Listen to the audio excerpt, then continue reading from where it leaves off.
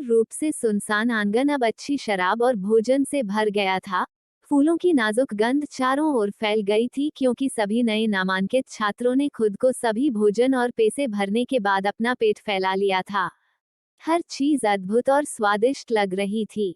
भव्य उद्घाटन समारोह के समापन के बाद रहने वाले क्वार्टरों का आवंटन शुरू हुआ। यौगिकों को उनकी गुणवत्ता के आधार पर अलग किया गया था, श्रेष्ठ, उत्तम, अच्छा और निम्न। और असाइनमेंट मानदंड व्हाइट अकादमी में आयोजित परीक्षणों के परिणामों पर आधारित थे। क्यूई की खेती करने की प्रतिभा जितनी अधिक होगी, निर्दिष्ट क्वार्टर उतने ही बेहतर होंगे, जबकि स्पेक्ट्रम के दूसरे छोर पर रहने वाले लोग सबसे खराब क्वार्टर में रहेंगे। इसलिए यह अप्रत्याशित नहीं था कि हेलियन वेई को निचले क्वार्टर में नियुक्त किया गया। युआन मिंग ने धीमी आवाज में कहा, ये पिछले परिणाम हैं। अगर परीक्षण अब दोबारा लिए गए तो वे निश्चित रूप से आपको इंफीरियर कंपाउंड में फेंकने का पछतावा करेंगे।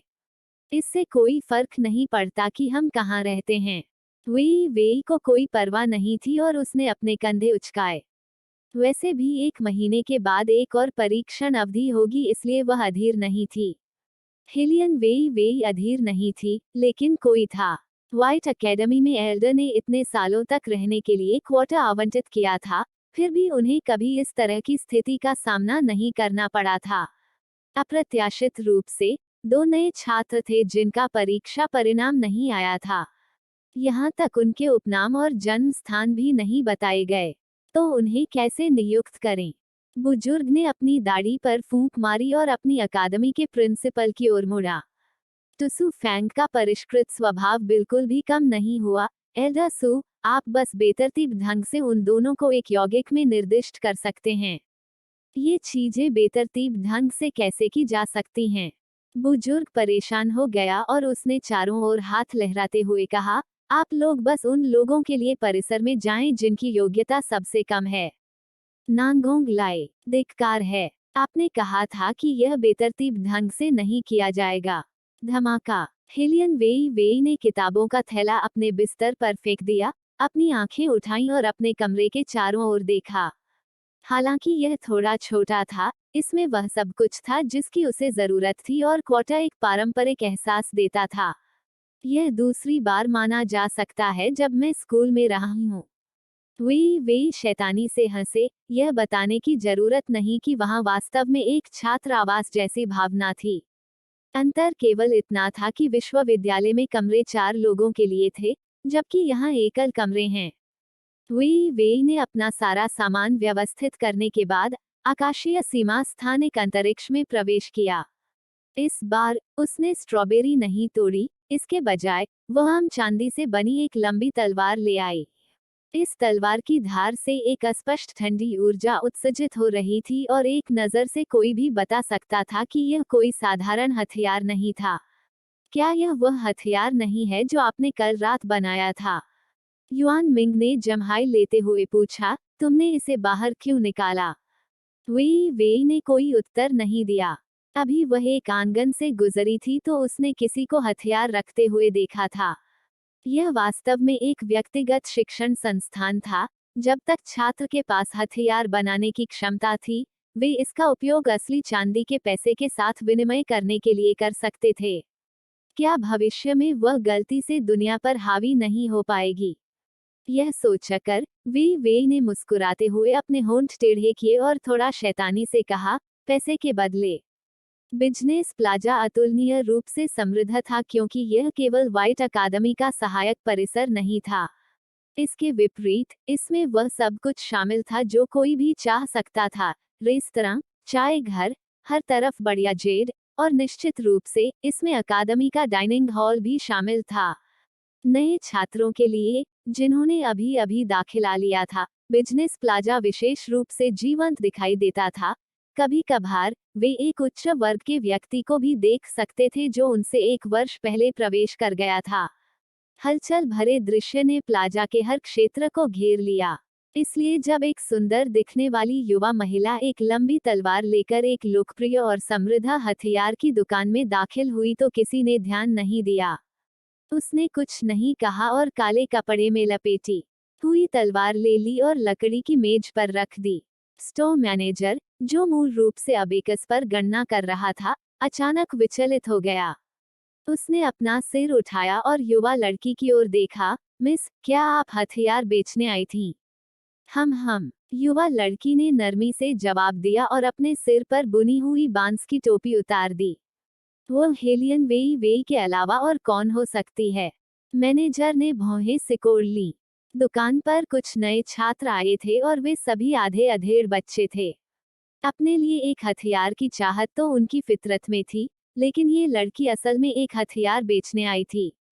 हालांकि किसी ने इसे देखा, यह असंभव था। उसने आह भरी। आइए इसे स्क्रैप आयरन खरीदने के रूप में माने। मैनेजर ने मन ही मन सोचा और लंबी तलवार के चारों ओर लिपटे काले कपड़े को खोलने के लिए अपना हाथ बढ़ाया। जल्द ही प्रबंधक की आंखें, जो काले कपड़े के साथ साथ नीचे सरक रही थीं, धीरे धीरे अविश्वास की दृष्टि प्रदर्शित करने लगी। यह है स्वर्ग, यह बर्फ की आत्मा है।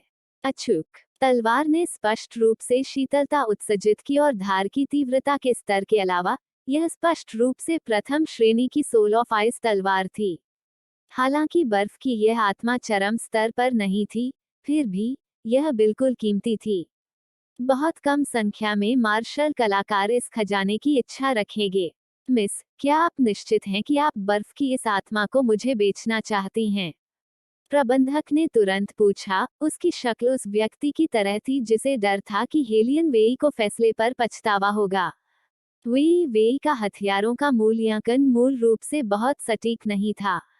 प्रबंधक की अभिव्यक्ति पर ध्यान देने के बाद उसने अपने मन में अनुमानित मूल्य को 3 गुना बढ़ा दिया और उसकी आंखें स्थिर रहीं। हाँ, अगर यह चूक बुरा नहीं मानती है, तो क्या मैं आगे पूछ सकता हूँ कि यह सोल ऑफ आइस तलवार किस गुरु के हाथ से उत्पन्न हुई थी? मैनेजर प्रसन्न हो रहा था क्योंकि उसने लंबी तलवार के चारों ओर काला कपड़ा लपेट दिया था। वे नर्म हवा और कोमल बादलों की तरह थी, जो उस पैसे के साथ खेल रही थी जो उसे थमाया गया था, और उसने जवाब दिया, मैंने इसे बनाया है। क्या बजना? मैनेजर की मुस्कान अचानक कठोर हो गई, मानो उसने कोई भयावह खबर सुनी हो। यहाँ तक कि उसके हाथ का अबेकस भी जमीन पर गिर गया और अचानक वह शांत नहीं रह सका क्योंकि उसकी स्तब्ध आंखें हेलियन वेई पर पड़ी। आपने आपने अभी कहा था कि यह सोल ऑफ आइस तलवार आपके अपने हाथों से बनाई गई थी। किसी ने आपकी मदद नहीं की? मम्मा, हम रजत लेने के बाद हेलियन वेई वेई ने देर नहीं की। एक हाथ उसके केप की जेब में गया और वह जाने के लिए तैयार हो गई। फिर भी मैनेजर ने उसे रोक लिया। मिस, कृपया प्रतीक्षा करें। वेई वेई ने अपनी भौहें उठाईं और प्रबंधक की ओर देखा। क्या कुछ और है? मिस, मैंने देखा है कि आप हथियार बनाने में बुरी नहीं हैं, हालांकि इस्तेमाल की गई सामग्री थोड़ी खराब है। आप किस गुरु के शिष्य हैं? मैनेजर की आवाज से हल्की सी पूछताछ का संकेत मिला। शुरुआत में वह वास्तव में उस हथियार से आश्चर्यचकित था जो यह नया छात्र लाया था। फिर भी थोड़ा सोचने के बाद उसे एहसास हुआ कि वह शायद किसी यादृच्छिक संप्रदाय की शिष्या थी जो बर्फ की आत्मा निकालकर अपनी ताकत दिखाना चाहती थी। वेई ने अपनी आंखें नीचे की ओर झुका ली। उसकी आंखें भावहीन थीं। मेरे पास कोई गुरु नहीं है। मैनेजर शून्य भाव से देखता रहा। अचानक वो फिर उछल पड़ा। मिस, कृपया पहले थोड़ा रुकें। वेई ने पीछे मुड़कर देखा तो एक लंबी आह भरी। हालांकि मैनेजर को भी लगा कि किसी को 3-4 बार वापस बुलाकर परेशान करना अच्छा नहीं है। देखो उसने क्या पाया है, एक मार्शल आयुध प्रतिभा। यह लड़की 15 वर्ष से अधिक की नहीं लग रही थी और अभी अभी एक नई छात्रा के रूप में अकादमी में आई थी। उसे सिखाने के लिए कोई गुरु न होने की दुविधा के तहत वह अभी भी अप्रत्याशित रूप से प्रथम श्रेणी की सोल ऑफ आइस तलवार बना सकती थी। यह बस 10 साल था। नहीं, यह एक चमत्कार था जिसे कोई 100 साल में केवल एक बार ही देख सकता था। उसे तुरंत सम्राट को बताना होगा, लेकिन शर्त यह थी कि वह इस लड़की को इस तरह जाने नहीं दे सकता था। मिस, आप इस बारे में क्या सोचती हैं? जब आप निर्माण कर रहे हों तो हम आपको सामग्री उपलब्ध कराने के लिए जिम्मेदार हो सकते हैं। फिर हम बाद में लागत वसूल कर सकते हैं। एक बार जब प्रबंधक ने बात समाप्त कर ली, तो उसने चतुराई से कुछ और शब्द जोड़े, बेशक, मुआवजे के संबंध में, हम मिस के साथ गलत व्यवहार नहीं करेंगे। वेई वेई ने इसके बारे में थोड़ा सोचा। यदि सामग्रियों में निवेश की लागत कम हो जाती है, तो परिणामस्वरूप लाभ में वृद्धि होनी चाहिए। और चूंकि वो वर्तमान में अकादमी में रहती थी, इसलिए सामग्री खरीदने के लिए पहाड़ से नीचे जाना भी सुविधाजनक नहीं था। इसलिए वह प्रबंधक के प्रस्ताव को भी स्वीकार कर सकती है, जरूर। कृपया पहले यहाँ बैठें और प्रतीक्षा करें जब तक मैं जाकर उन्हें रिपोर्ट करूं। प्रबंधक ने आश्वस्त होकर पीछे के आंगन में जाने से पहले हेलियन वेई को सिर हिलाते हुए देखा। अध्ययन में अकादमी द्वारा नियोजित आर्मामेंट मास्टर्स इस बात पर चर्चा कर रहे थे कि नए छात्रों में से किसमें काफी संभावनाएं हैं, वे पहले उन पर विचार करना चाहते हैं। भाइयों, चिल्लाना बंद करो, ग्रैंड मास्टर ने अभी तक कुछ नहीं कहा है, और तुम सब इसके लिए लड़ रहे हो, उसे छीन रहे हो। क्या यह प्रभावी है? चाय के कप से गर्म चाय पीते समय तू तियान ने अपना सिर हिलाया और अपनी दाढ़ी में फूंक मारी। ग्रैंड मास्टर थोड़ा पीछे झुक गए। मैंने अभी तक किसी को नहीं देखा है जिससे मैं संतुष्ट हूँ, इसलिए आगे बढ़ें, जारी रखें। वास्तव में, ग्रैंड मास्टर, आप किस प्रकार का शिष्य चाहते हैं? मुझे लगता है कि यह हेलियन जियोएर बहुत अच्छी है, वह अपनी कम उम्र में ही खेती के चरम पर पहुंच चुकी है। किसी ने एक स्क्रॉल पार किया, जो शीर्ष पर ग्रैंडमास्टर की ओर इशारा कर रहा था। ग्रैंडमास्टर ने हंसते हुए कहा, कुछ भी नहीं कहा, यहाँ तक कि अपनी आंखें भी नहीं खोली। जाहिर तौर पर हेलियन जियोएर उनकी नज़र में काफी अच्छे नहीं थे। उसी समय दरवाजे के बाहर से एक उत्साहित आदमी की धीमी आवाज आई, ग्रैंडमास्टर, बिजनेस प्लाजा के दुकानदार ली फेंग ने आपसे मिलने का अनुरोध किया था। ली फेंग। ग्रैंडमास्टर ऐसा कुछ भी नहीं सोच सकते थे जिससे ली फेंग आए और उन्हें ढूंढ सके, खासकर तब जब मास्टर्स इस समय चर्चा कर रहे हों। मसला कितना भी महत्वपूर्ण क्यों ना हो, वह उन्हें परेशान नहीं करता था। यह स्पष्ट रूप से ली फेंग का सामान्य तरीका नहीं था। आप सभी यहाँ रुकें, मैं जाकर देखूंगा कि समस्या क्या है। ग्रैंडमास्टर ने उठते समय भौहें चढ़ा ली, इससे पहले कि वह अध्ययन कक्ष से बाहर निकलते। जब ली फेंग ने उसे देखा, तो उसकी आंखें चमक उठी और वो उसका स्वागत करने के लिए आगे बढ़ा। लेकिन ग्रैंडमास्टर ने भावहीन भाव से उसकी ओर देखते हुए अपना हाथ हिलाया। इस समय मुझसे मिलने आ रहे हैं, क्या आपके पास रिपोर्ट करने के लिए कुछ महत्वपूर्ण बात है? ग्रैंडमास्टर, मुझे अभी सोल ऑफ आइस तलवार मिली है। ली फेंग की आंखें चमक रही थीं क्योंकि वह अपने दिल में उत्साह को नियंत्रित करने के लिए कुछ नहीं कर पा रहा था। और फिर भी, ग्रैंडमास्टर ने निराशापूर्वक उसकी ओर देखा, बस इतनी सी बात। बिजनेस प्लाजा में सोल ऑफ आइस प्राप्त करना बहुत सामान्य था। आखिरकार, व्हाइट अकादमी अन्य स्कूलों की तरह नहीं थी। अकादमी में बहुत सारे मास्टर्स थे, विशेषकर आर्मामेंट मास्टर्स। यह कहने में भी अतिशयोक्ति नहीं होगी कि ड्रैगन युद्ध साम्राज्य के सभी महान आयुध विशेषज्ञ इसी अकादमी में थे। नहीं, नहीं, ली फेंग ने जोर से निगल लिया, जैसे कि वह बहाने ढूंढने की कोशिश कर रहा हो, बर्फ की वह आत्मा। ली फेंग। ग्रैंडमास्टर उसकी बात कहने से खुद को रोक नहीं सके, सभी मास्टर्स अभी भी अध्ययन में हैं। वे सभी बर्फ की आत्मा बना सकते थे, ठंड जैसे इस प्रकार के हथियार। बस इसे वहीं रखें जहां यह होना चाहिए। भविष्य में तुम्हें मुझे इन छोटी छोटी बातों के बारे में नहीं बताना पड़ेगा। लेकिन वह तलवार किसी गुरु ने नहीं, बल्कि एक नए छात्र ने बनाई थी। ली फेंग चुपचाप बड़बड़ाते रहे, यह सोचकर कि दूसरा व्यक्ति उनकी बात नहीं सुनेगा। आश्चर्य की बात यह है कि ग्रैंडमास्टर, जो बस चलने ही वाले थे, अचानक पीछे मुड़े और आश्चर्य से उनकी ओर देखते हुए बोले, आपने क्या कहा? ऐसा ही हुआ। इससे ठीक पहले कि एक नया छात्र सोल ऑफ आइस लेकर बिजनेस प्लाजा में चला गया। वो लड़की शायद लगभग 15 वर्ष की होगी, उसका अभी तक कोई गुरु नहीं है। यह तलवार पूरी तरह से उसके द्वारा बनाई गई थी, भले ही उपयोग की गई सामग्री बहुत उच्च गुणवत्ता की नहीं थी, लेकिन यह वास्तव में बर्फ की एक महान आत्मा है। ली फेंग ने तुरंत उसे बताया। ग्रैंड मास्टर ने अपना सिर उठाया, उसका चेहरा अविश्वास से भरा हुआ था। यह कैसे हो सकता है? 15 साल का वह युवा बिना किसी को निर्देश दिए और उसने बर्फ की आत्मा बना ली। यहाँ तक कि एक 30 साल की कल्टीवेटर भी ऐसा करने में सक्षम नहीं हो सकती है। यह तो छोड़ ही दे कि वह सामान्य सामग्री का उपयोग करती है। ऐसा लग रहा था कि ग्रैंड मास्टर ने कुछ सोचा है। उसने अधीरता से कहा, मुझे तलवार देखने दो। हाँ, ली फैंग ने अपने दोनों हाथ ऊपर उठाए और ब्लेड को सौंप दिया जो काले कपड़े से ढका हुआ था। ग्रैंड मास्टर ने काला कपड़ा फाड़ दिया। जब उसकी आंखें चौड़ी हो गईं तो उसने धीरे से ब्लेड पर अपनी उंगली फिराई। वह अचानक दालान की पथरीली सीढ़ी पर बैठकर गिर गया। उसका पूरा चेहरा सदमे से भर गया। यह ब्लेड बर्फ की आत्मा नहीं है, बल्कि एक चांदी की आत्मा है। रजत आत्मा। वह पहली बार था जब ली फैंग ने इसके बारे में सुना था। वह क्या है? ग्रैंड मास्टर, क्या मैंने गलत सोचा था? यह ब्लेड वास्तव में अच्छा नहीं है। नहीं। ग्रैंड मास्टर ने एक गहरी सांस ली। उसकी आंखें चमक उठी। यह ब्लेड बर्फ की आत्मा से कहीं अधिक उत्तम है। आप शायद जानते हैं कि जब आप बर्फ की आत्मा को उसके म्यान से हटाते हैं, तो यह आपके दुश्मन की गति के एक निश्चित हिस्से को रोक सकता है। जहां तक सिल्वर स्पिरिट की बात है, यह आपके विरोधियों की नसों को ठंडा कर सकता है। इसकी प्रभावशीलता बर्फ की आत्मा से कम 10 गुना बेहतर है।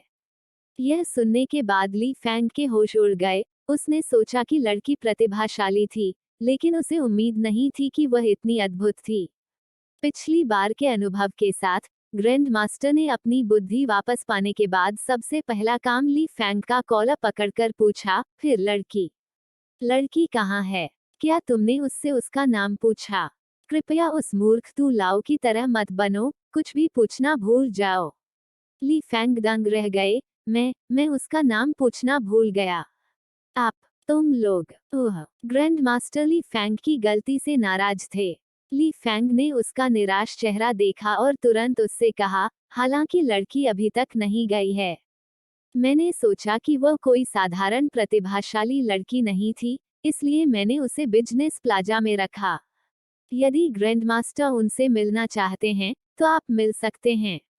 ली फैंग के खत्म होने का इंतजार किए बिना उसके सामने वाला बुजुर्ग तेजी से मुड़ा। उसकी लंबी आस्तीनें फड़फड़ा रही थीं और वह सीधे बिजनेस प्लाजा की ओर भागा। कोई भी यह नहीं कह सकता था कि उसकी गति, गुण और प्रसिद्धि का व्यक्ति होने के कारण उसकी उम्र 100 वर्ष से अधिक थी। धमाका। हेलियन वेई वेई जो चाय पी रही थी, उसने अपनी आंखें ऊपर उठाईं जब दरवाजे को लात मारने की आवाज उस तक पहुंची। दरवाजे के सामने सफेद गाउन पहने एक बुजुर्ग व्यक्ति खड़ा था। उस पर चमक रही गर्म धूप और उसके राख जैसे भूरे बालों के साथ उसका प्रवेश द्वार ऐसा लग रहा था मानो दिव्य हवा से भर गया हो। हालांकि जब उन्होंने बोलना शुरू किया तो आभा जल्दी ही मंद पड़ गई। आप वह लड़की हैं जिसने सिल्वर स्पिरिट तलवार बनाई है?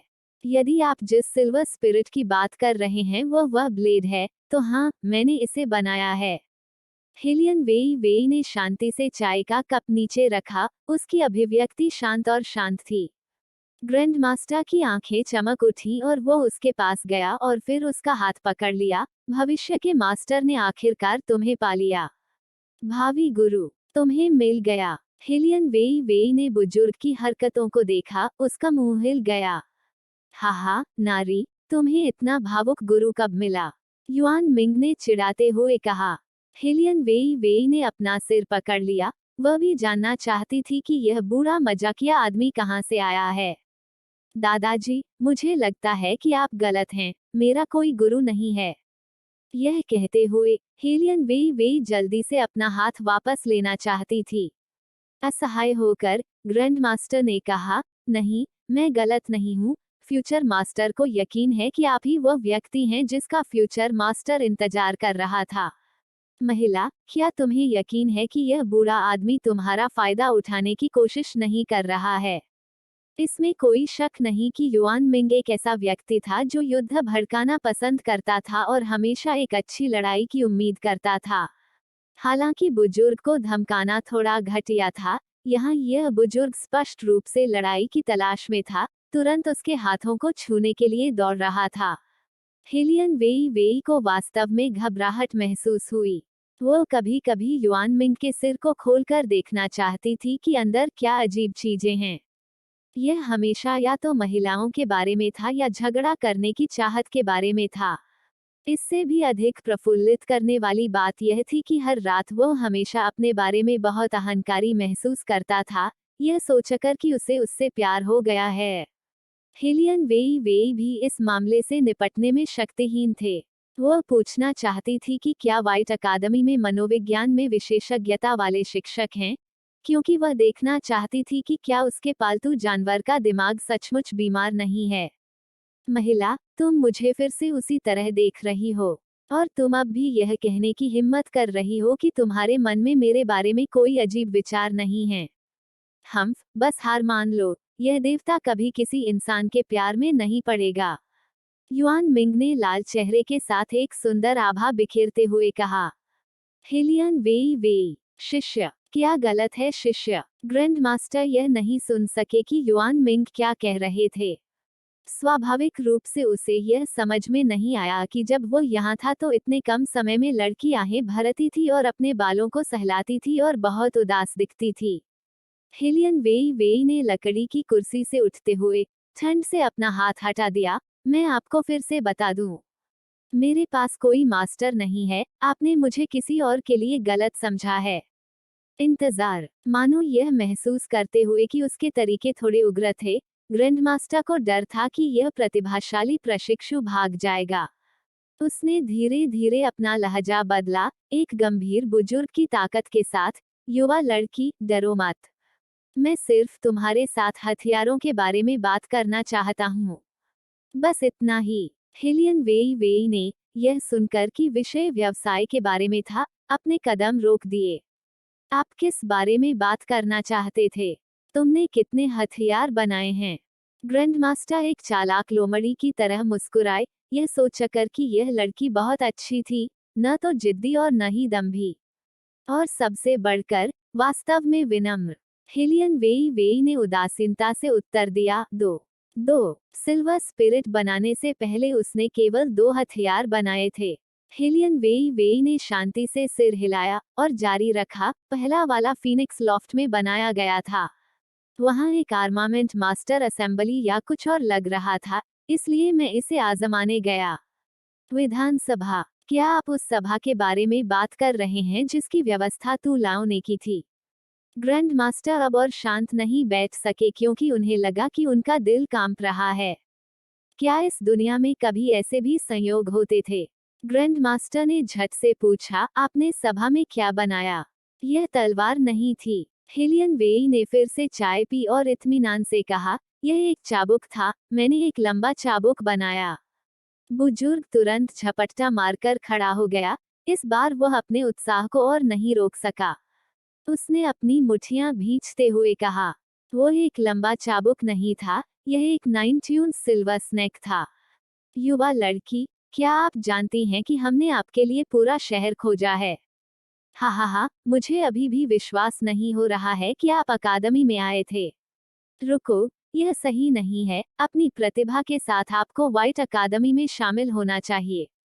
हाँ, चूंकि मैं तू लाओ से पहले तुमसे मिला था, इस बूढ़े को तुम्हें अपना प्रशिक्षु बनाना होगा और उस अभिमानी लड़के को यह देखना होगा कि उसके अलावा कोई और प्रतिभाशाली है। हेलियन वेई वेई ने पूरे शोर शराबे के दौरान कुछ नहीं कहा, उनका चेहरा भावहीन था। हालांकि जब ग्रैंडमास्टर ने अपना आखिरी वाक्य पूरा किया, तो वह मुस्कुरा दी। मुझे स्वीकार नहीं है। आलस्य से वे 3 शब्द कहते हुए लड़की ने न तो कोई झिझक दिखाए और न ही कोई चिंता। इससे ली फैंग स्तब्ध रह गए जो अभी अभी अंदर आए थे। उसने गलत सुना होगा, क्या सचमुच किसी ने ग्रैंडमास्टर को अस्वीकार करने का साहस किया? क्या इस युवा लड़की को पता है कि उसके सामने खड़ा बुजुर्ग कौन था? राजधानी के कई कुलीन परिवार ग्रैंडमास्टर के संरक्षण में शामिल होना चाहते थे, लेकिन वे सभी उसके द्वारा अस्वीकार कर दिए गए। और अब ग्रैंडमास्टर को अंततः बड़ी कठिनाई से वो व्यक्ति मिल गया जिसे वह एक शिष्य के रूप में चाहते थे, और उन्होंने क्या किया? उसने अप्रत्याशित रूप से कहा, नहीं। तुम स्वीकार क्यों नहीं करोगे? ग्रैंड मास्टर भी हैरान थे कि लड़की ने उन्हें अस्वीकार कर दिया था क्योंकि उनका झुर्रियों वाला चेहरा लाल हो गया था। उनके व्यवहार से भी पता चल रहा था कि वह नाराज थे। अपने एक हाथ से अपनी ठुड्डी को सहारा देते हुए हेलियन वेई वेई ने लापरवाही से कहा, दादाजी ने अभी जो कहा उससे ऐसा लगता है कि आप किसी अन्य व्यक्ति को अपने शिष्य के रूप में लेना चाहते हैं, लेकिन उन्होंने आपको अस्वीकार कर दिया है ना? हाँ, उसने उससे कुछ भी छिपाने की योजना नहीं बनाई थी। ली फैंग आश्चर्यचकित थे। किसी ने पहले ग्रैंड मास्टर को अस्वीकार कर दिया था। कौन? उसे इसके बारे में कैसे पता नहीं चला? हेलियन वेई वेई ने पैसे दूर रख दिए और लापरवाही से मुस्कुराए। मैं, हेलियन वेई वेई, कभी किसी का प्रतिस्थापन नहीं बनूंगी। हेलियन वेई वेई, यह नाम इतना जाना पहचाना क्यों लगा? ली फैंग ने अपने सामने खड़ी युवा लड़की की ओर देखते हुए भौहें चढ़ा लीं। ग्रैंड मास्टर को अब चिंता महसूस हुई और उन्होंने बहुत ईमानदारी से कहा, नहीं, युवा लड़की, तुम गलत हो। इस बूढ़े ने तुम्हें एक प्रतिस्थापन के रूप में नहीं देखा। यह बूढ़ा वास्तव में तुम्हें मेरे दिल की गहराइयों से मेरे प्रशिक्षु के रूप में स्वीकार करना चाहता है, मेरे पूरे जीवन के लिए मेरा एकमात्र प्रशिक्षु। हेलियन वेई वेई रुक गईं, उनकी आंखें चमक उठीं। शायद उसके पास कोई मास्टर होना चाहिए। आखिरकार यह आधुनिक युग नहीं था।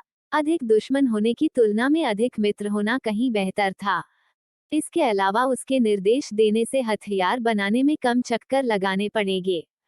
ठीक है, लेकिन तुम्हें अभी भी मुझे मेरे द्वारा यहाँ भेजे गए हथियारों का भुगतान करना होगा। जब ग्रैंड मास्टर ने ठीक है सुना, तो वह इतना खुश हुआ कि वह उड़ सका। वह पैसे की परवाह नहीं कर सकता था। अपनी दाढ़ी को सहलाते हुए जोर से हंसा, जरूर जरूर जरूर।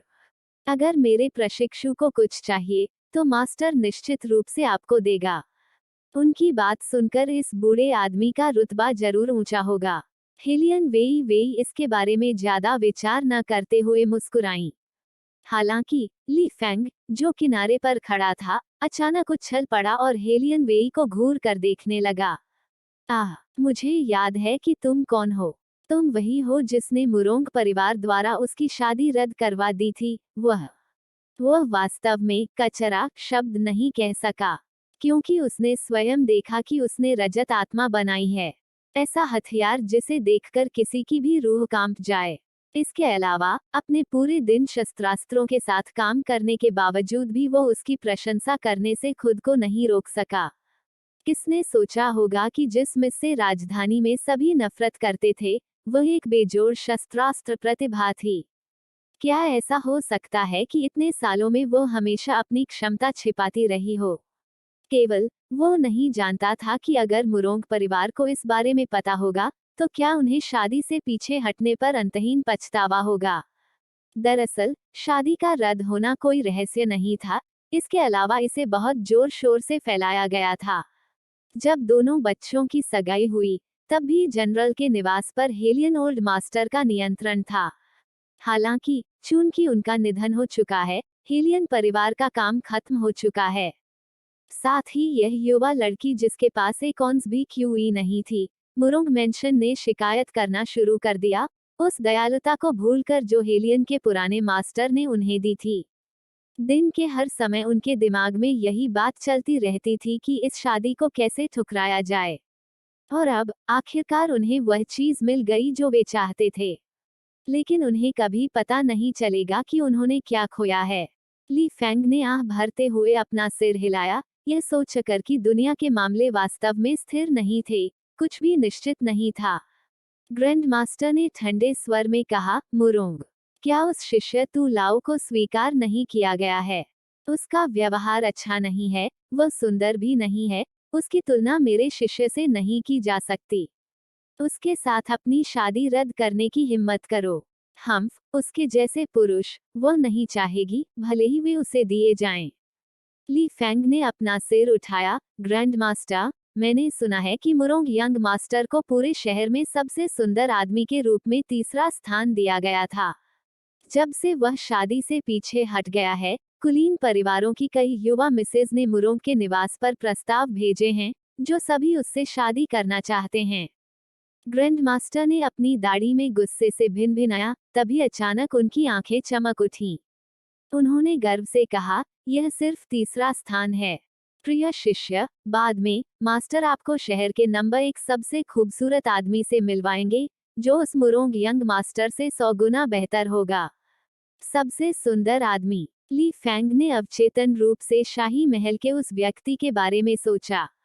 कथित तौर पर महामहिम इस वर्ष व्हाइट अकादमी में लौटेंगे। पता नहीं अगर वह अपना वह मुखौटा हटा दे तो कैसा दिखेगा।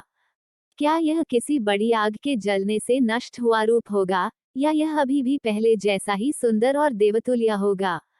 मुझे डर है कि यह मामला ऐसा था जिसके बारे में केवल ग्रैंडमास्टर जी जून और प्रिंसिपल टुसू को ही पता था, क्योंकि सेवानिवृत्त सम्राट के अलावा केवल इन 2 लोगों ने ही उनकी रॉयल हाइनेस की विकसित उपस्थिति देखी है।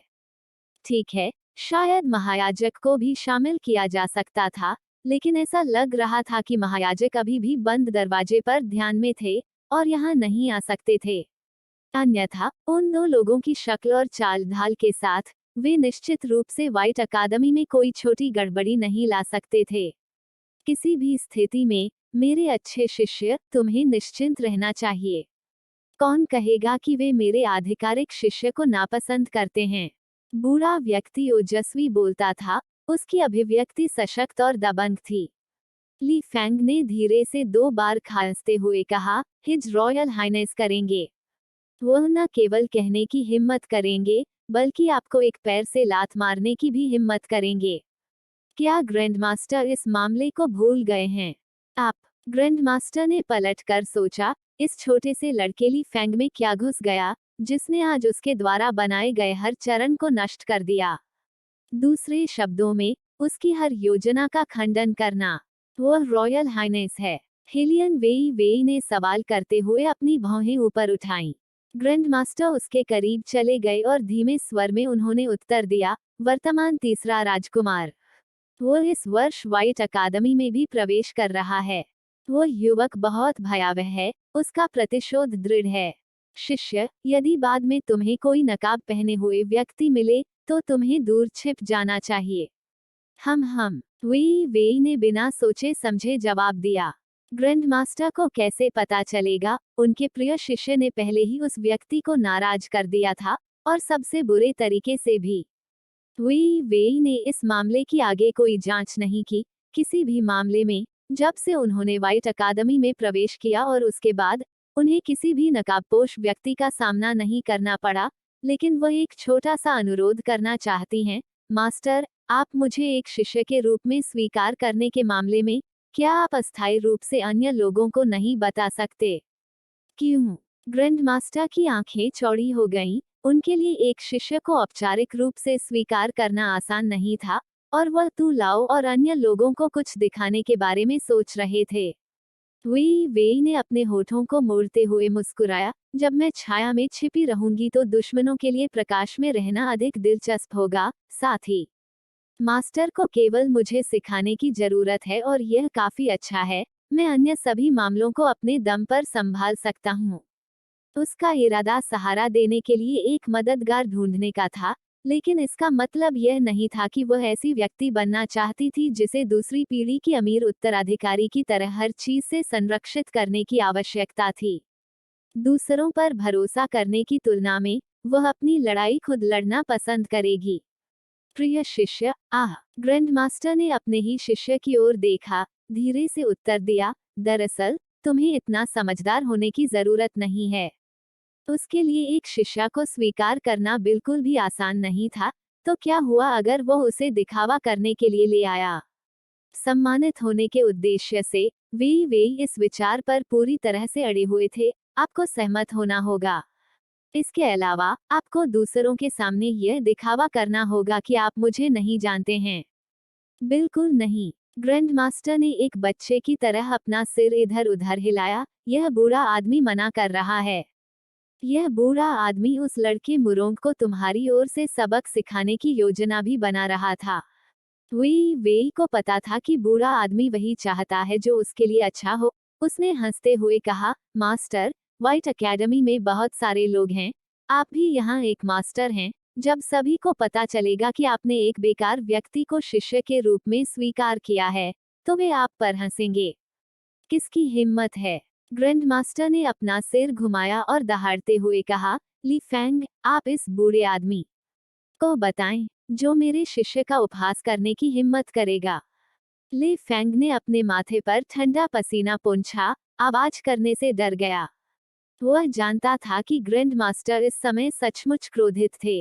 वी वेई ने उसकी नाक को छुआ और रगड़ा, तो चलिए इंतजार करते हैं और 1 महीने में इसके बारे में फिर से बात करते हैं।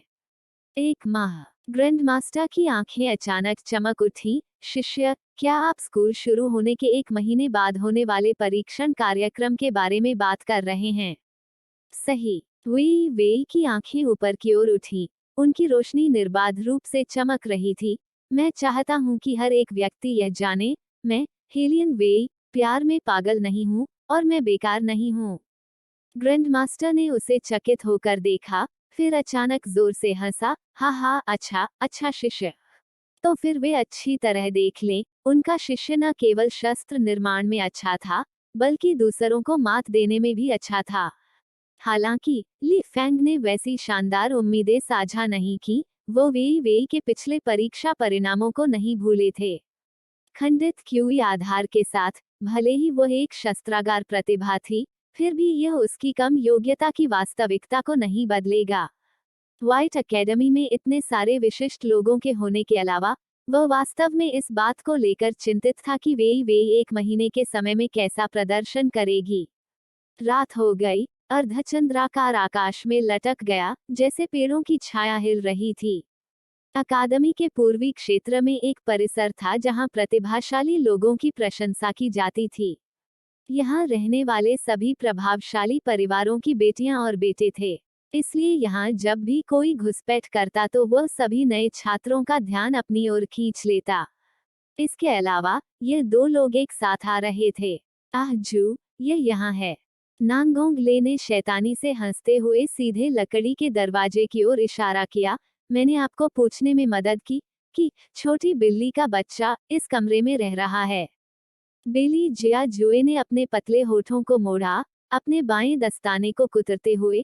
चांदनी ने उसके सुंदर, दोषमुक्त चेहरे को रोशन किया, जैसे कोई राक्षस लोगों के दिलों को भ्रष्ट और मंत्रमुग्ध कर रहा हो। बहुत अच्छा। उसके बाद केवल एक धमाके की आवाज सुनाई दी। उसने दोनों हाथ अपने चांदी के रंग के फर कोट में डाले, फिर अपने लंबे पैर से अपने सामने लकड़ी के दरवाजे को जोर से लात मारकर खोल दिया। नांगोंगली झट से किनारे की ओर कूद गया, फिर अपनी गर्दन फैलाई और शिकायत की, आह जुए, अरे! अगली बार दरवाजे को लात मारने से पहले क्या तुम पहले कुछ नहीं कह सकते? बहुत आक्रामक। बेली जिया जुए ने उस पर कोई ध्यान नहीं दिया और इत्मीनान से उस विचित्र कमरे में चली गई। अपने अपने कमरों में प्रतिष्ठित परिवारों की सभी मिसेज और युवा मास्टर्स, जिन्होंने हंगामा सुना, वे जो कर रहे थे उसे रोक दिया और उस दिशा की ओर देखने से खुद को नहीं रोक सके।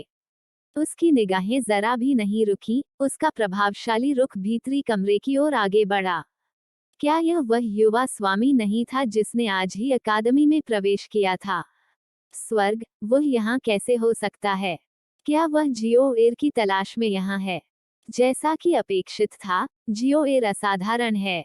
वह ऐसे व्यक्ति से परिचित भी है। युवा मिसेज एक साथ एकत्रित हुई, शर्माते गालों और रोशनी बिखेरती आंखों के साथ बेली जियाजू की पीठ की छाया को देख रही थीं।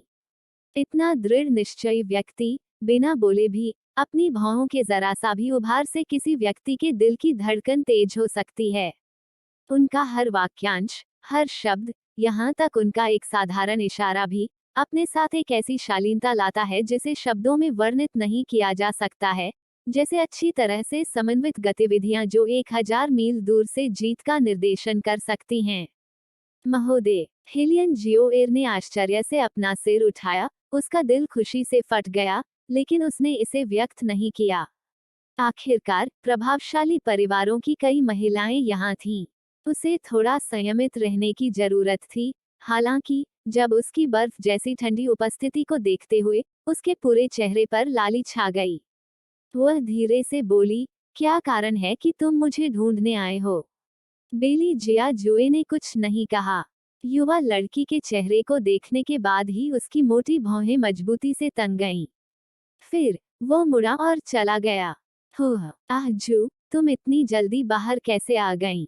नांगोंगली अभी भी कमरे के बाहर युवा महिलाओं का अभिवादन कर रहा था। अपने अच्छे दोस्त को देखने के बाद वह बिना रोक टोक के हंसा। ऐसा नहीं हो सकता, छोटी बिल्ली के बच्चे की सहन शक्ति इतनी कम है। बेली जिया जुए ने अपनी आंखों से ठंडे स्वर में संकेत दिया। थोड़ी को एक सुंदर चाप में धीरे से उठाया। उसके शब्दों का स्वर बर्फ जैसा था। यह वह नहीं थी। क्या? बदलने से पहले नांगोंगली शैतानी से हंस रहा था। उसने एक बड़ा कदम अंदर लिया और हेलियन जियोएर के नाजुक चेहरे को देखा। उसकी संकीर्ण लंबी आंखें आश्चर्य से भर गई। हालांकि नांगोंगली को पता था कि कुछ सही नहीं है, लेकिन फिर भी वह आकर्षक ढंग से मुस्कुराया। माफ करें, मिस हेलियन कहाँ हैं? मैं हूँ। हेलियन जियोएर ने अपना सिर थोड़ा झुका लिया। उसकी मोटी पलकें उसकी आंखों को ढांक रही थीं। वह सुंदर थी, लेकिन वैसी नहीं जिसकी वे तलाश कर रहे थे। नांगोंग लाए। जब अध्ययन में लोगों ने सुना कि कोई मिस हेलियन की तलाश कर रहा है, तो उन्होंने सोचा कि वह सुंदर और प्रतिभाशाली हेलियन जियोएर के बारे में बात कर रहा था। चूंकि वह केवल एक ही दिन में फोकस बन गई, इससे कोई फर्क नहीं पड़ता कि आप नए छात्र थे या शिक्षकों में से एक, वे सभी इस महिला के बारे में बात कर रहे थे। इसीलिए ऐसी गलतफहमी हुई। नांगोंग लाई मन ही मन बड़बड़ा रहा था। गुस्से से उसका दिल दुख रहा था। हालांकि कमरे से बाहर निकलते समय उनका चेहरा एक शालीन सज्जन की तरह मुस्कुराता रहा। हेलियन जियोएर को समझ नहीं आया कि अभी क्या हुआ था। ये दोनों आदमी उसे ढूंढते हुए क्यों अंदर आए और बिना कुछ कहे चले गए। बावजूद इसके, उसने ध्यान का आनंद लिया। खासकर जब वे अंदर आए थे, तो उसे जो ईर्ष्यालु निगाहें मिल रही थीं, वो उसे पसंद थी। बहन, क्या वे तुम्हें पसंद कर सकते हैं? जब हेलियन मेई ने यह कहा तो उसे ईर्ष्या हुई। हेलियन जियोएर ने भी ऐसा सोचा था, लेकिन वह समझ नहीं पाई। वहां बहुत सारे लोग देख रहे थे, इसलिए वह अपना भ्रम नहीं दिखा सकी। केवल अपने होंठ काटे और शर्म से कहा, बेवकूफी भरी बातें मत कहो। लेकिन उसके लहजे से पता चल रहा था कि वह बहुत खुश है। हेलियन मेई ने कहा, शायद वे आपको पसंद करते हैं, अन्यथा वे आपको देखने के लिए इस तरह से नहीं आते। देखने के बाद उन्होंने शायद सोचा कि यह बहुत अशिष्ट था, इसलिए वे बिना कुछ कहे चले गए। मैं अब तुमसे बात नहीं कर रहा हूँ, तुम केवल मेरा मजाक उड़ाओगे। हेलियन जियोएर बिस्तर पर वापस बैठने से पहले शर्म से झुक गई। उसकी आंखें एक रोमांटिक रिश्ते की शुरुआत की तरह खुशी से चमक रही थीं।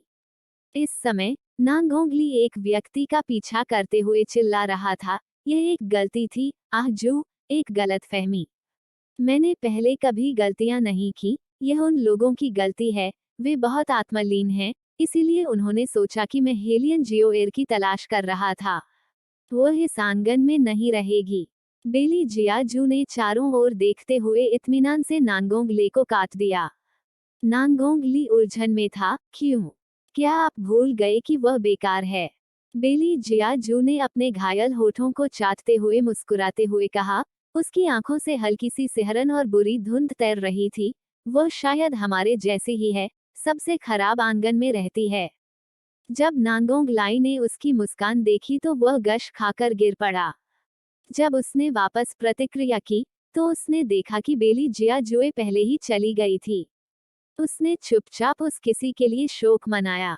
चूंकि आह जुए ने ऐसा कहा था, तो शायद इसका मतलब यह है कि वह स्वयं ऐसा करने जा रहा था।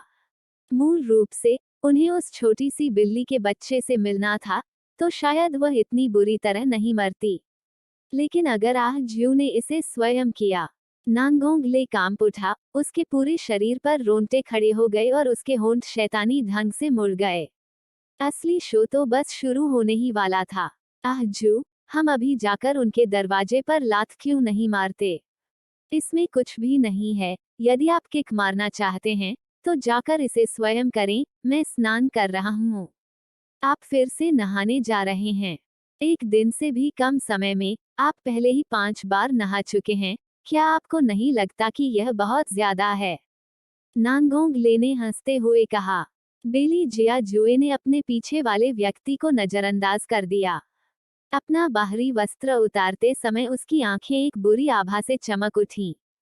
पहले से ही जानते हुए कि वह कहाँ थी, जल्दबाजी करने की कोई जरूरत नहीं थी। इस बार उसे देखना था कि टूटे हुए पैरों वाला वह छोटा बिल्ली का बच्चा कैसे दौड़ेगा। अच्छू।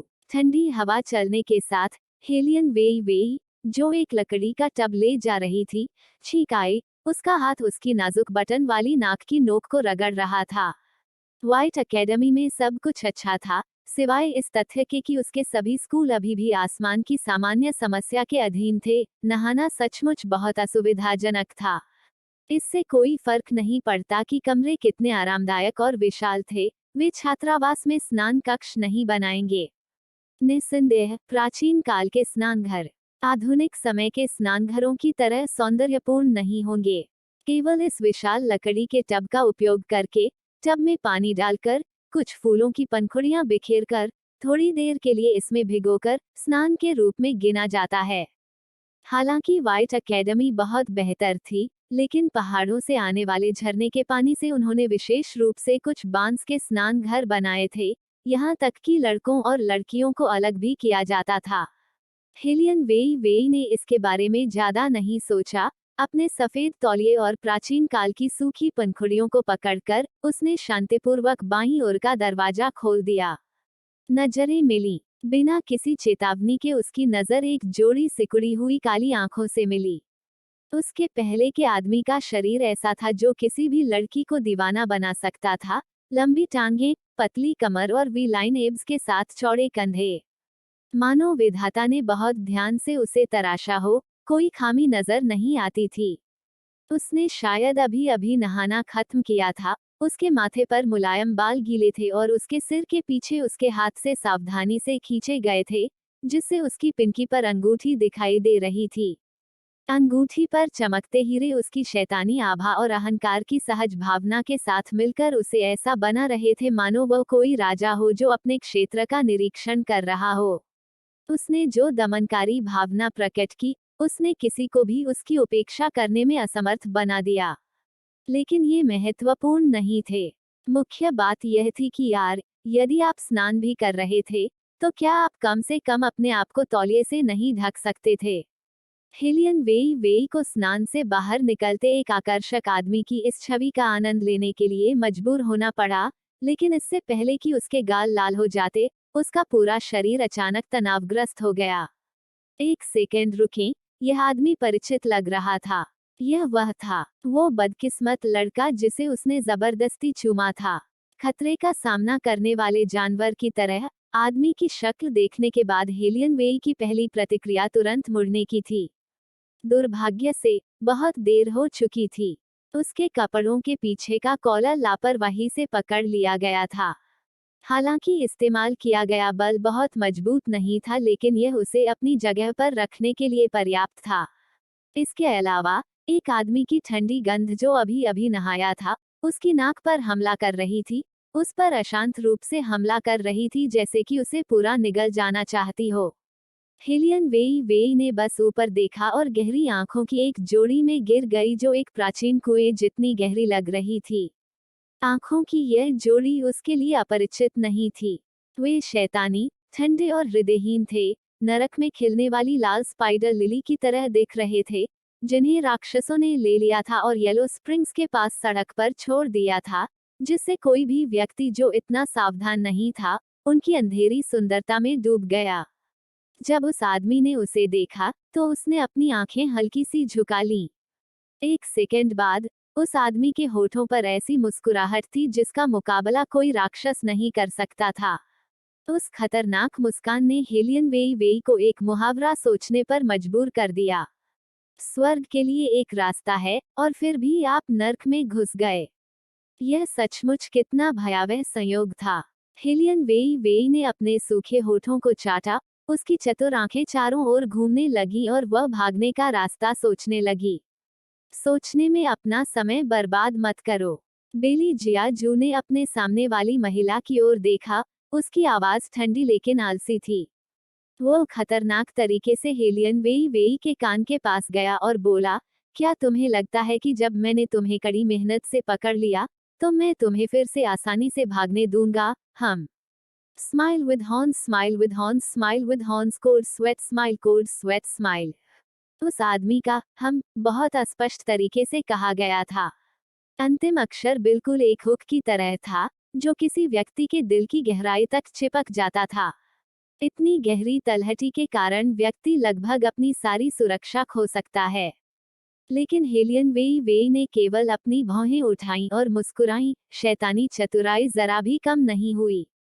महामहिम क्या कह रहे हैं? क्या अपना समय बर्बाद करना? क्या आसानी से भाग जाना? मुझे बिल्कुल समझ नहीं आ रहा है। ओह! बेली जिया जुए ने अपनी ठुड्डी को अपने अंगूठे और तर्जनी के बीच पकड़ लिया।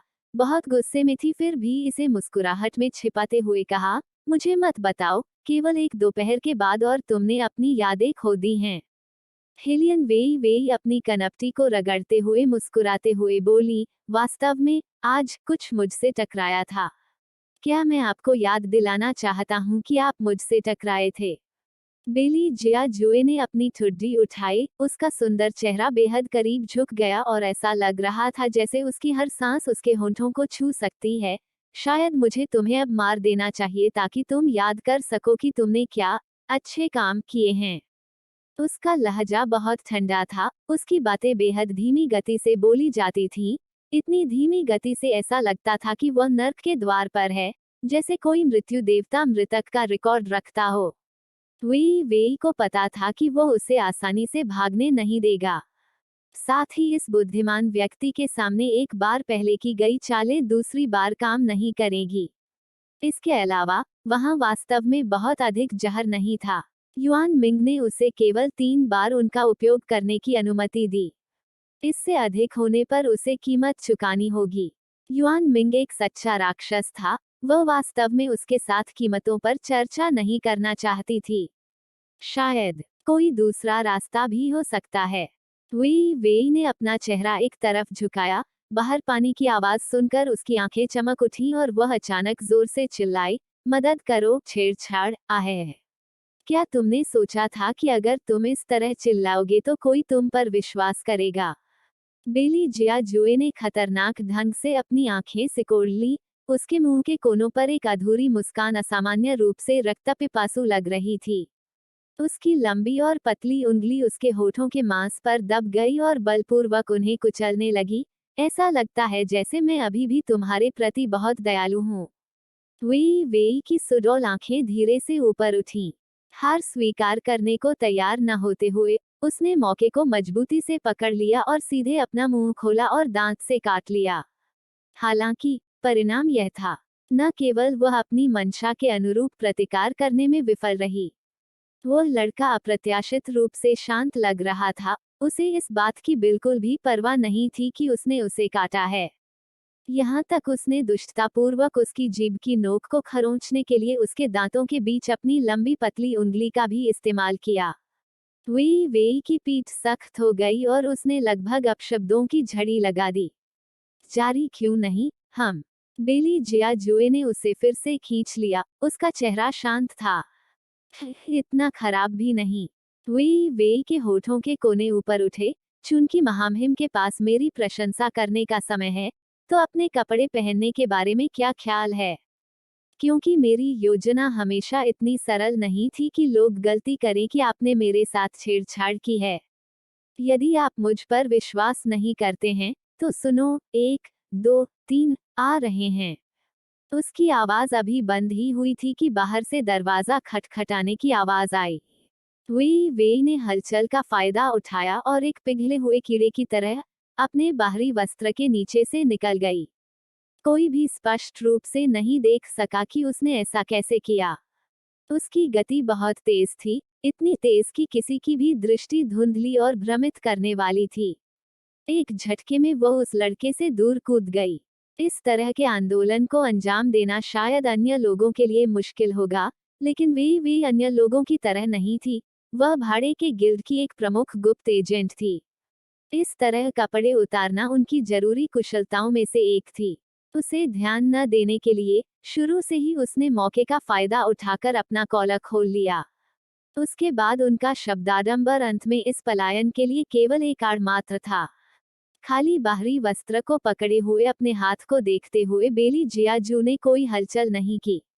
ऐसा प्रतीत हुआ जैसे उसे अस्वीकृति से कोई परेशानी नहीं हुई हो। कुछ सोचते सोचते उसकी भौहें उछल गईं। उन्होंने यह नहीं सोचा था कि दुनिया में ऐसी कोई तकनीक भी है जिसमें कपड़े उतारना शामिल है। अरे, अंदर कोई है क्या? बेवकूफ, अगर आवाज थी तो कोई होगा।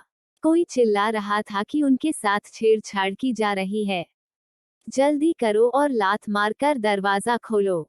बाहर हंगामा और भी बड़ा हो गया। वे फिर धीरे से हंसे। सुंदर आदमी, तुम्हें स्पष्ट रूप से सोचना चाहिए। यदि तुम मुझे पकड़ने में समय बर्बाद करते हो, तो तुम्हारे पास अपने कपड़े पहनने का समय नहीं होगा। यदि तुम इस तरह उजागर होना चाहते हो और लोगों को तुम्हारी जांच करने की अनुमति देना चाहते हो, तो मेरे पीछे आते रहो। बेली जियाजू का पूरा पार्श्व भाग छाया में छिपा हुआ था। उसका हाथ जिसने महिलाओं का वस्त्र पकड़ रखा था, धीरे धीरे कड़ा हो गया। तो उसने जो योजना बनाई वह यह थी। ऐसा लगता है जैसे आप वास्तव में अन्य लोगों को अपने शरीर की जांच नहीं करने देना चाहते। अच्छा, हम दोनों इस पर सहमत हैं। वे ने लकड़ी की खिड़की पर लगा ताला खोला और फिर भी यह कहना नहीं भूला, मैं व्यस्त हूँ, इसलिए मैं पहले जाऊंगा। इस बार हम वास्तव में आपको बाद में नहीं देखेंगे, अलविदा। बेली जियाजुए ने उसे राक्षसी दृष्टि से देखा। उसकी आवाज पानी से निकले सांप की तरह उदास थी। क्या तुम्हें सच में डर नहीं लगता कि मैं तुम्हें मार डालूंगा? अरे हाँ, मैं एक बात और कहूंगा। सच में, आपका शरीर वास्तव में बुरा नहीं है। वे ने पीछे मुड़कर देखा और उत्तेजक ढंग से सीटी बजाई। फिर उसने खुद को लकड़ी की खिड़की से बाहर फेंक दिया। वह नहीं जानती थी कि उसके पीछे गहरी, काली, अथाह गहरी आंखों की एक जोड़ी हमेशा उसकी पतली और दुबली पीठ पर टिकी हुई थी। केवल जब वह असीम अंधेरी रात में गायब हो गई, तो आदमी के उत्तम मुंह से एक राक्षसी मनोरम हंसी निकली, लेकिन उस हंसी के भीतर का इरादा उसकी आंखों तक नहीं पहुंचा। उसकी पुतलियां रात की तरह अंधेरी थीं, उनमें भयानक ठंडक व्याप्त थी। बांस की दुकान के बाहर मौजूद लोगों ने लकड़ी के दरवाजे को पटकने के लिए अपनी पूरी ताकत लगा दी।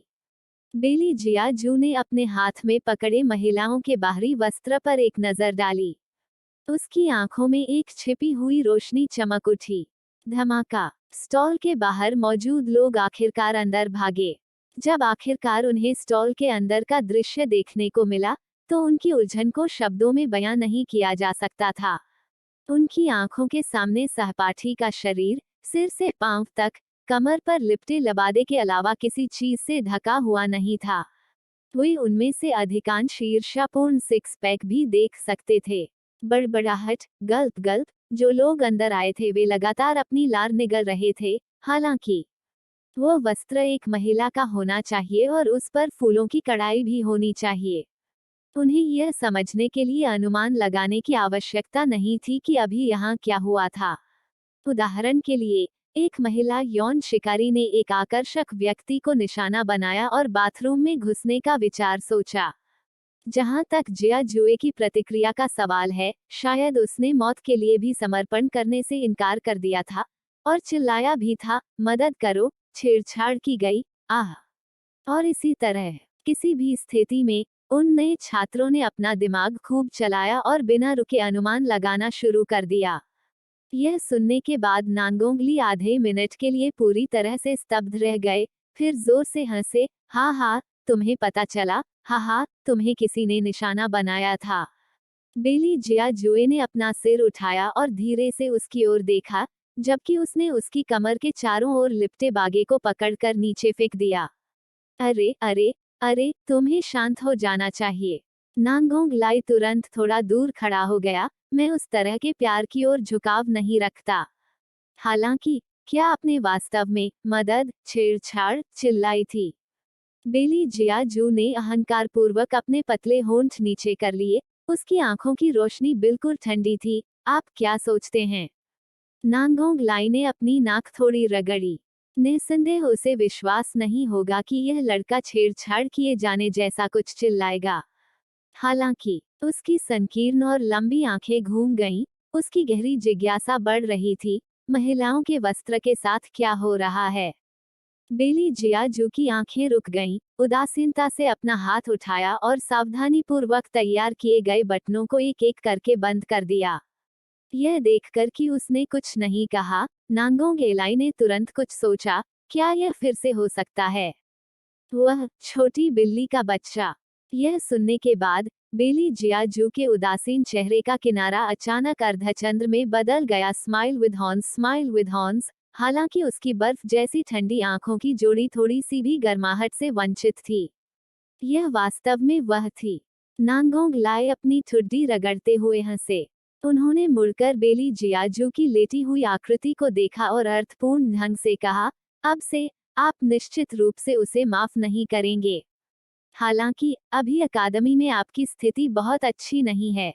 सुपीरियर कंपाउंड में रहने वाले वे लड़के आपको अपनी आंखों में कांटे के रूप में देखते हैं। वे जो चाहें सोच सकते हैं। इस उत्तेजक समाचार का सामना करते हुए बेली जियाजुए ने केवल नांगोंगली से कुछ शब्द कहे। उसकी उंगलियां थोड़ी मुड़ी हुई थीं, जैसे उसने कुछ सोचा हो।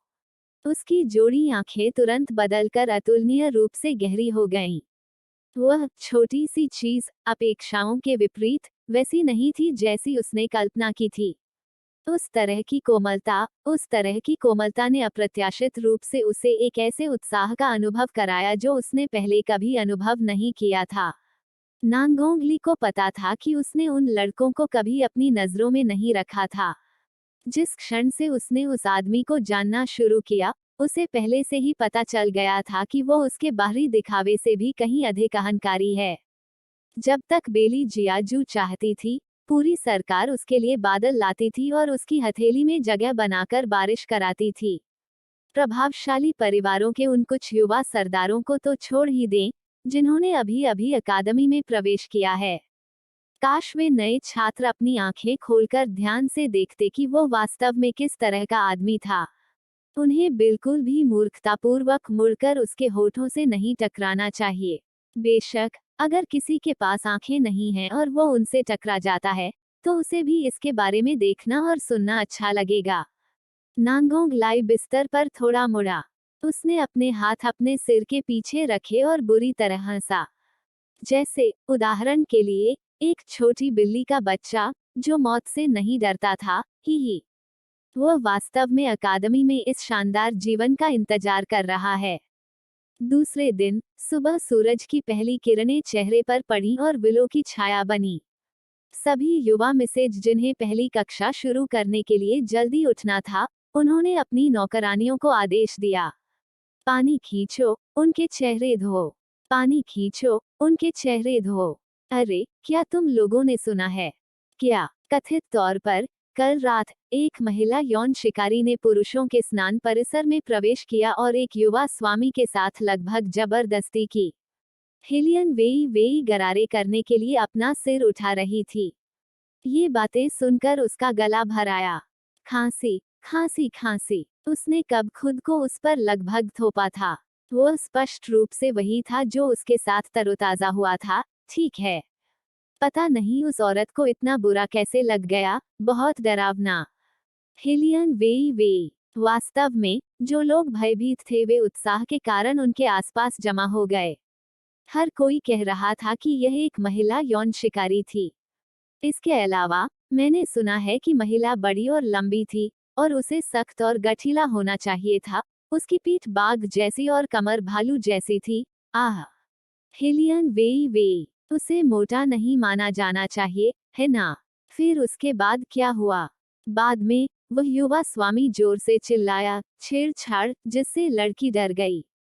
यह वास्तव में बहुत रोमांचकारी है। पफफ। वे ईमानदारी से इसे अब और नहीं रोक सकते। उसने कल्पना की कि वह आदमी अपनी छाती को ढकने के लिए अपने हाथों को लपेट रहा है और तब तक हंसता रहा जब तक कि दोनों कंधे कांपने न लगे। यह वास्तव में बहुत दिलचस्प था। नौकर और उनके मालिक एक दूसरे की ओर देखने लगे। दरअसल वे नहीं जानते थे कि यह व्यक्ति किस बात पर हंस रहा होगा और केवल यह मान लिया था कि वह उत्साहित थी। हालांकि वह रक्षा प्रभाग की एक युवा मिस थी, फिर भी उसकी छोटी बहन ने सुपीरियर कंपाउंड में प्रवेश किया था, जबकि वह खुद इंफीरियर कंपाउंड में रुकी थी। उन लड़कियों को यहाँ नियुक्त किए जाने की परवाह नहीं थी। आखिरकार उनकी जन्म उत्पत्ति के कारण यह अपेक्षित था। इसके अलावा क्योंकि उन्होंने हाल ही में व्हाइट अकादमी में प्रवेश किया था, वे इंफीरियर कंपाउंड में रहने के लिए अपने दिलों में पहले से ही तैयार थे। व्हाइट अकादमी में निश्चित रूप से रैंकिंग अधिकारियों के बेटों और अमीर परिवारों की बेटियों की कोई कमी नहीं थी। कोई भी यादृच्छिक व्यक्ति 9वें रैंक वाले प्रांतीय कमांडर का बेटा या राजधानी की बेटी का शाही शिक्षक हो सकता है। उनके जैसे लोग जो दूर दराज के छोटे गांवों से आए थे, उन्हें उन विशेषाधिकार प्राप्त लोगों द्वारा केवल आम लोगों का एक समूह माना जाता था। दूसरी ओर यह हेलियन परिवार की सबसे बुजुर्ग युवा में स्पष्ट रूप से 4 महान कुलों में से एक के वंश से संबंधित थी, फिर भी उनके समान स्तर तक गिर गई थी। ऐसा लगता है कि वे अफवाहें झूठी नहीं थीं, वो वास्तव में क्यूई के एक टुकड़े के बिना किसी काम की नहीं रही होगी। डांग। प्राचीन लकड़ी ने आंगन के मध्य में लटकी हुई धातु की घंटी पर जोर जोर से प्रहार करना शुरू कर दिया। उस गहरी और गहन ध्वनि ने सभी छात्रों को याद दिलाया कि नई कक्षा शुरू होने वाली है। व्हाइट अकादमी में प्रत्येक प्रांगण के भीतर एक विशाल हॉल का निर्माण किया गया था। हॉल के फर्श प्राचीन लकड़ी के तख्तों से बिछाए गए थे और भीतर धूप जलाई गई थी। हर तरफ परंपरा का एहसास था। जब हेलियन वेई हॉल में पहुंचे, तो वह पहले से ही अंदर बैठे लोगों से भरा हुआ था। उसकी आंखें उठी और दूर की ओर देखने लगीं। छात्रों का अव्यवस्थित समूह 21वीं सदी में स्कूल शुरू करने वाले मध्य विद्यालय के छात्रों जितना ही शोरगुल वाला था। अन्य लोगों के विपरीत उसने सबसे पीछे की सीट चुनी। वह सीट सबसे अच्छी थी। इसमें उसके शरीर पर अच्छी प्राकृतिक रोशनी चमक रही थी और सोने के लिए बहुत अच्छा था, साथ ही उसके लिए गुप्त रूप से खेती करने के लिए दिव्य सीमा अंतरिक्ष में जाने के लिए बहुत उपयुक्त था। उसने अपने गालों को ऊपर उठाने के लिए एक हाथ का इस्तेमाल किया, जबकि उसकी कोहनी डेस्कटॉप पर टिकी हुई थी। वो एक मोटे ढेर वाले गलीचे पर बैठी थी और काफी आरामदायक महसूस कर रही थी और आनंद ले रही थी। सिवाय इसके कि यह आनंद बहुत देर तक नहीं टिक सका, क्योंकि वह बैठी ही थी कि उसके कान में हंसी की आवाज आई। शब्दों में उस अहंकार को व्यक्त नहीं किया जा सकता जो उस हंसी में था, जो यह बता रहा था कि सिर्फ बोलने से ही वह उस पर इतना बड़ा उपकार कर रही थी। मैंने अभी सोचा था कि मैं गलत था। विश्वास नहीं हो रहा था कि यह वास्तव में वह प्यार है जो मेरे चचेरे भाई को परेशान करता था और जाने नहीं देता था। अरे दोस्तों, देखो वह कैसी दिखती है, इतनी गरीब कि वो एक कोट खरीदने में भी सक्षम नहीं है। हा हा हा। उनके ठहाकों ने बहुत ही जल्दी हर तरफ से लोगों का ध्यान अपनी ओर खींच लिया। वेई की आंखें एक पल के लिए बंद हो गईं, फिर उसने अपने कानों को साफ करने के लिए हाथ बढ़ाया, जितना हो सके उतना लापरवाह। ऐसा लग रहा था जैसे दूसरे व्यक्ति ने जो कुछ भी कहा उसका उससे कोई लेना देना ही नहीं था। बिल्कुल भी परेशान न होने का उसका रवैया ही था जिसने उसे और भी क्रोधित कर दिया। यह सोचने के लिए कि पूर्वी पर्वतीय प्रांत के गवर्नर के प्रतिष्ठित पुत्र के रूप में, चाहे वह कहीं भी जाए, हर कोई उसकी प्रशंसा करेगा। फिर भी इस निकम्मे ने अप्रत्याशित रूप से उसे इस तरह हेय दृष्टि से देखा, यहाँ तक कि उस पर नजर भी नहीं डाली। झांग शी जी ने तुरंत मुस्कुराना बंद कर दिया। उसका चेहरा उदास था क्योंकि उसकी दाहिनी हथेली निचली मेज पर लगी थी जिस पर वेई झुक रहे थे, और उसके ऊपर एक हाथ का निशान छोड़ गया था। उस हस्तचिन्ह का स्वरूप बहुत विशेष था। उसके चारों ओर बारीक धूल की परत तैर रही थी। नए छात्रों ने जोर से मुंह फुलाया और धीरे से टिप्पणी की, यह क्लियर वर्ड संप्रदाय से कोई है। वह हाथ का निशान ऐसा लग रहा था जैसे यह उनके संप्रदाय का विशिष्ट मार्शल कौशल, ड्रैगन डिसेंट क्लॉ होना चाहिए। देखो यह कितना शक्तिशाली है। अगर इस तरह की हथेली किसी के शरीर पर गिरती है, तो यह निश्चित रूप से मौत नहीं तो गंभीर घाव का कारण बनेगी। ड्रैगन डिसेंट क्लॉ के 3 शब्द सुनते ही वेई की आंखें सिकुड़ गईं। उसने अपने सामने झटके का कुछ देर तक अध्ययन किया। ऐसा लग रहा था मानो उन्होंने ही इस मार्शल तकनीक को अंजाम दिया हो।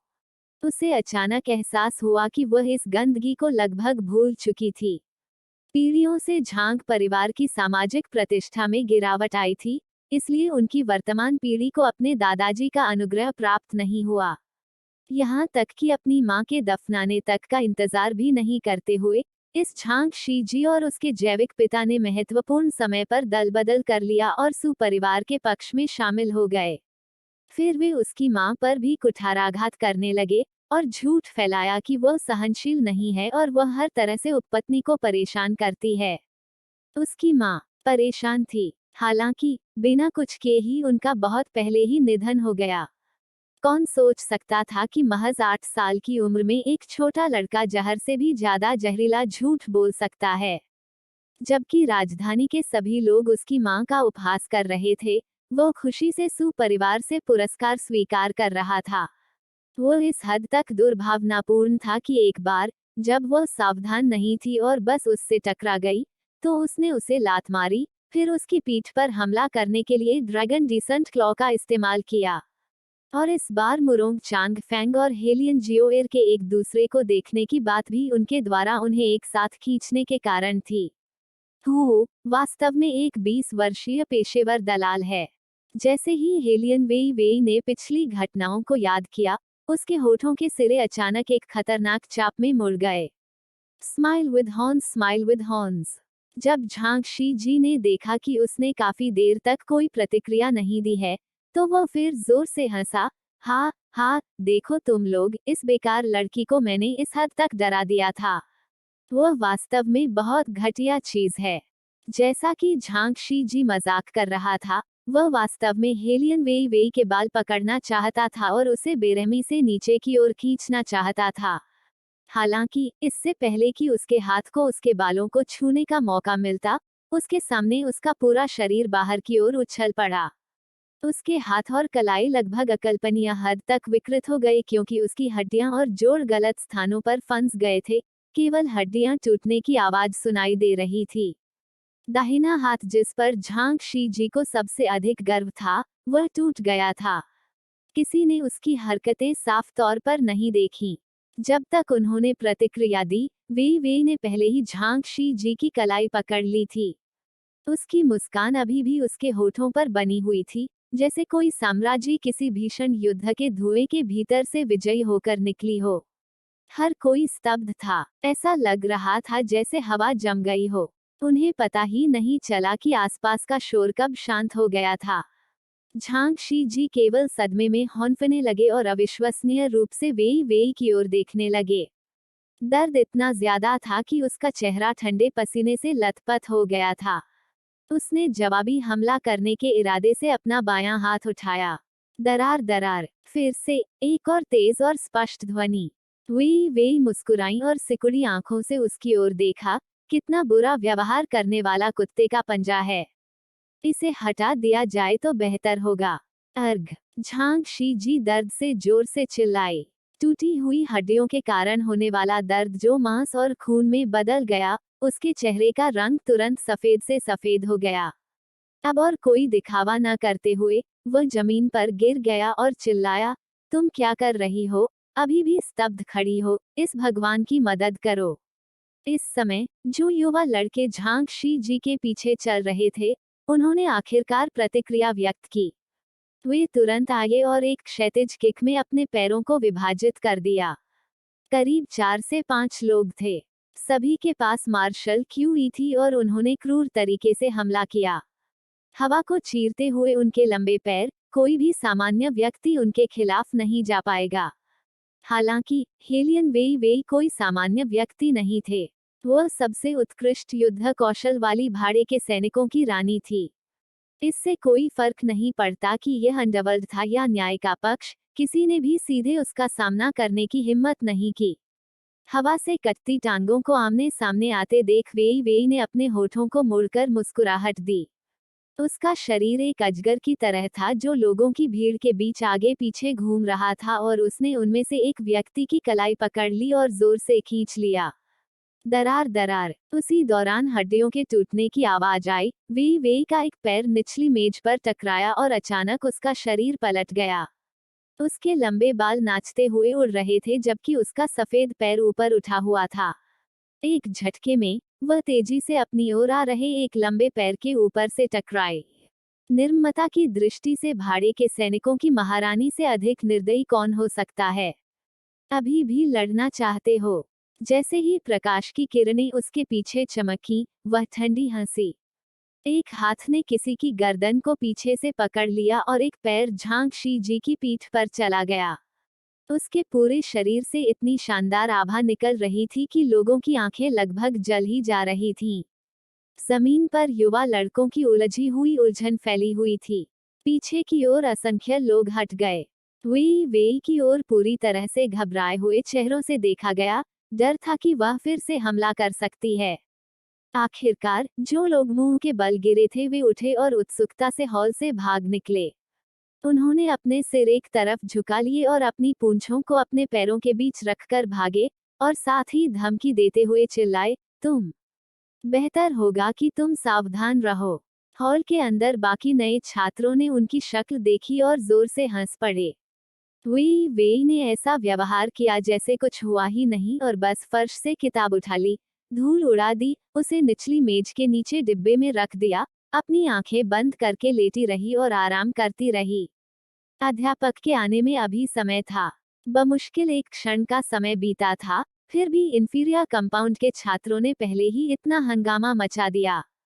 झांग शी जी ने अपनी ही कलाई पकड़ ली और जोर से कसम खाए, धिक्कार है, यह किसी काम का नहीं। भाई जी, अच्छा रहेगा कि हम अब उससे परेशानी न ढूंढें। एक युवा लड़का था जिसने सुझाव दिया, व्हाइट अकादमी अन्य स्कूलों की तरह नहीं है।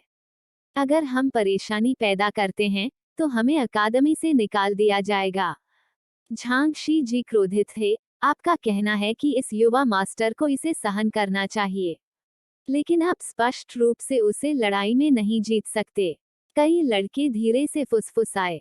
उन्हें उसकी मदद करने पर पछतावा होने लगा। झांग शी जी को भी एहसास हुआ कि उनके खुद के गुस्से वाले शब्द गलत थे और उन्होंने अपनी आवाज धीमी कर दी। आप लोग किस बात से डरते हैं? मुझे रक्षा प्रभाग का समर्थन मिला है।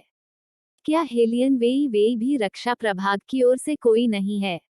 एक लड़के ने, जो कुछ नहीं समझता था, अपनी भौहें सिकोड़ ली। झांग शी जी ने बाएं और दाएं देखा, आवाज धीमी थी। आह आह, उसे जनरल की तरफ से कैसे माना जा सकता है? आप जाकर यह क्यों नहीं पूछते कि वर्तमान प्रमुख कौन है? एक बेकार आदमी जिसने व्हाइट अकादमी में जाने की हिम्मत की, वह बस मौत को दावत दे रहा है। भाई जी का मतलब यह है कि कोई उसे चाहता था। झांग शी जी ने पुकारा, आप लोगों को अनुमान लगाने की जरूरत नहीं है। तुरंत इस मास्टर के हाथ को ठीक करवाएं। इस मामले का ध्यान रखने के बाद आप लोगों को लाभ की कमी नहीं होगी। नली लड़कों, शुरुआत में ही रक्षा प्रभाग शब्द सुनने के बाद उनकी आंखें पहले से ही चमक उठी थीं। अब जब उन्होंने भी सुना कि उन्हें लाभ मिलेगा, तो उन्होंने तुरंत झांग शी जी को उसके घावों का इलाज करने में मदद की। फिर भी यह वेई वेई बहुत अजीब है। जाहिर तौर पर उसके पास थोड़ी सी भी क्यूई नहीं है। वो इतनी खतरनाक कैसे हो सकती है? यहाँ तक भाई जी भी उसके प्रतिद्वंद्वी नहीं थे। यह सुनकर झांग शी जी का चेहरा उतर गया। ऐसा इसलिए है क्योंकि आज इस मास्टर की हालत अच्छी नहीं थी। देर सबेर मैं इस लड़ाई को फिर से सुलझा लूंगा। जैसे कि क्रोध को रोका नहीं जा सका, उसने अपने पैर के नीचे की चट्टान को लात मारने के लिए बल का प्रयोग किया। झांग शी जी अभी भी बड़बड़ा रहे थे और गालियां दे रहे थे। तभी बाकी सभी लड़के ऐसे लग रहे थे जैसे उन्होंने कोई बेहद डरावनी चीज देखी हो। सभी का विकृत और डरा हुआ चेहरा बिल्कुल भद्दा लग रहा था। उनका मुंह खुला का खुला रह गया और हकलाते हुए बोले, भाई, भाई जी, अब क्या? झांग शी जी ने गौर से देखा और देखा कि छाया के नीचे कुछ ही दूरी पर एक व्यक्ति की छाया थी। वह छाया ऐसी लग रही थी मानो अभी अभी उठी हो। बारीक काले बाल अभी भी चिपके हुए थे। शुद्ध सफेद अंगरखा एक पत्ते से खराब हो गया था। उसके बगल में खड़े एक व्यक्ति ने लापरवाही से दुर्भावनापूर्ण ढंग से मुस्कुराते हुए उसके हाथ में मौजूद पत्थर को फेंक दिया। भले ही झांग शी जी का जन्म पूर्वी पर्वतीय प्रांत में हुआ था, लेकिन उन्होंने राजधानी में जो समय बिताया वह उनके पैतृक घर से भी अधिक था। अधिकांश भाग के लिए वह राजधानी में लोगों के समूह के साथ मिल गया, आमतौर पर एक कमीने के रूप में, उसी तरह जैसे वह मुरोंग चांगफैंग के पीछे पीछे चलता था। इसके अलावा कॉन्सुबिन सू के समर्थन से, जानबूझकर या नहीं, वह राजधानी में बहुत कम संख्या में शक्तिशाली युवा सरदारों से परिचित था। फिर भी उसने स्पष्ट रूप से इन दोनों लोगों को पहले नहीं देखा था, इसलिए उसने परवाह नहीं की और तुरंत क्रूरतापूर्वक पीछे देखा। इसमें देखने की क्या बात है, पहले कभी किसी क्रोधी व्यक्ति को नहीं देखा। हम्फ, ये शब्द सुनकर एक व्यक्ति की परछाई ने धीरे से अपना सिर उठाया और झांग शी जी पर नजर डाली। यह केवल एक नजर थी, फिर भी इसने झांग शी जी को हिलने की ताकत खो दी। वो किस तरह का लुक था, इतना ठंडा मानो हृदयहीन हो, बिल्कुल नरक से भागी हुई आत्माओं को पकड़ने के लिए आए किसी दूत की तरह। लोगों के दिलों को दहला दिया। किसी ने स्पष्ट रूप से नहीं देखा कि वो कैसे आगे बढ़ा, उन्होंने केवल अपनी आंखों के सामने एक सफेद चमक देखी।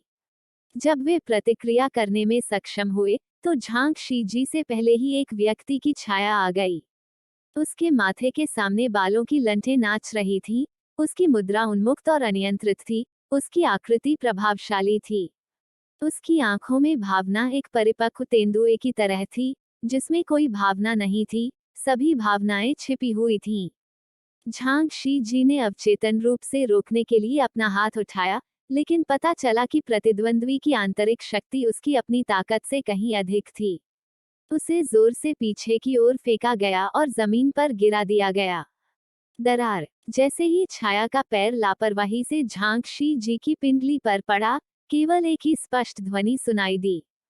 फिर शांत हवाओं और तैरते बादलों की तरह शांत होकर वह दूर चला गया, जैसे कि जमीन पर मौजूद व्यक्ति वास्तव में उसके किसी भी प्रयास को बर्बाद करने लायक नहीं था।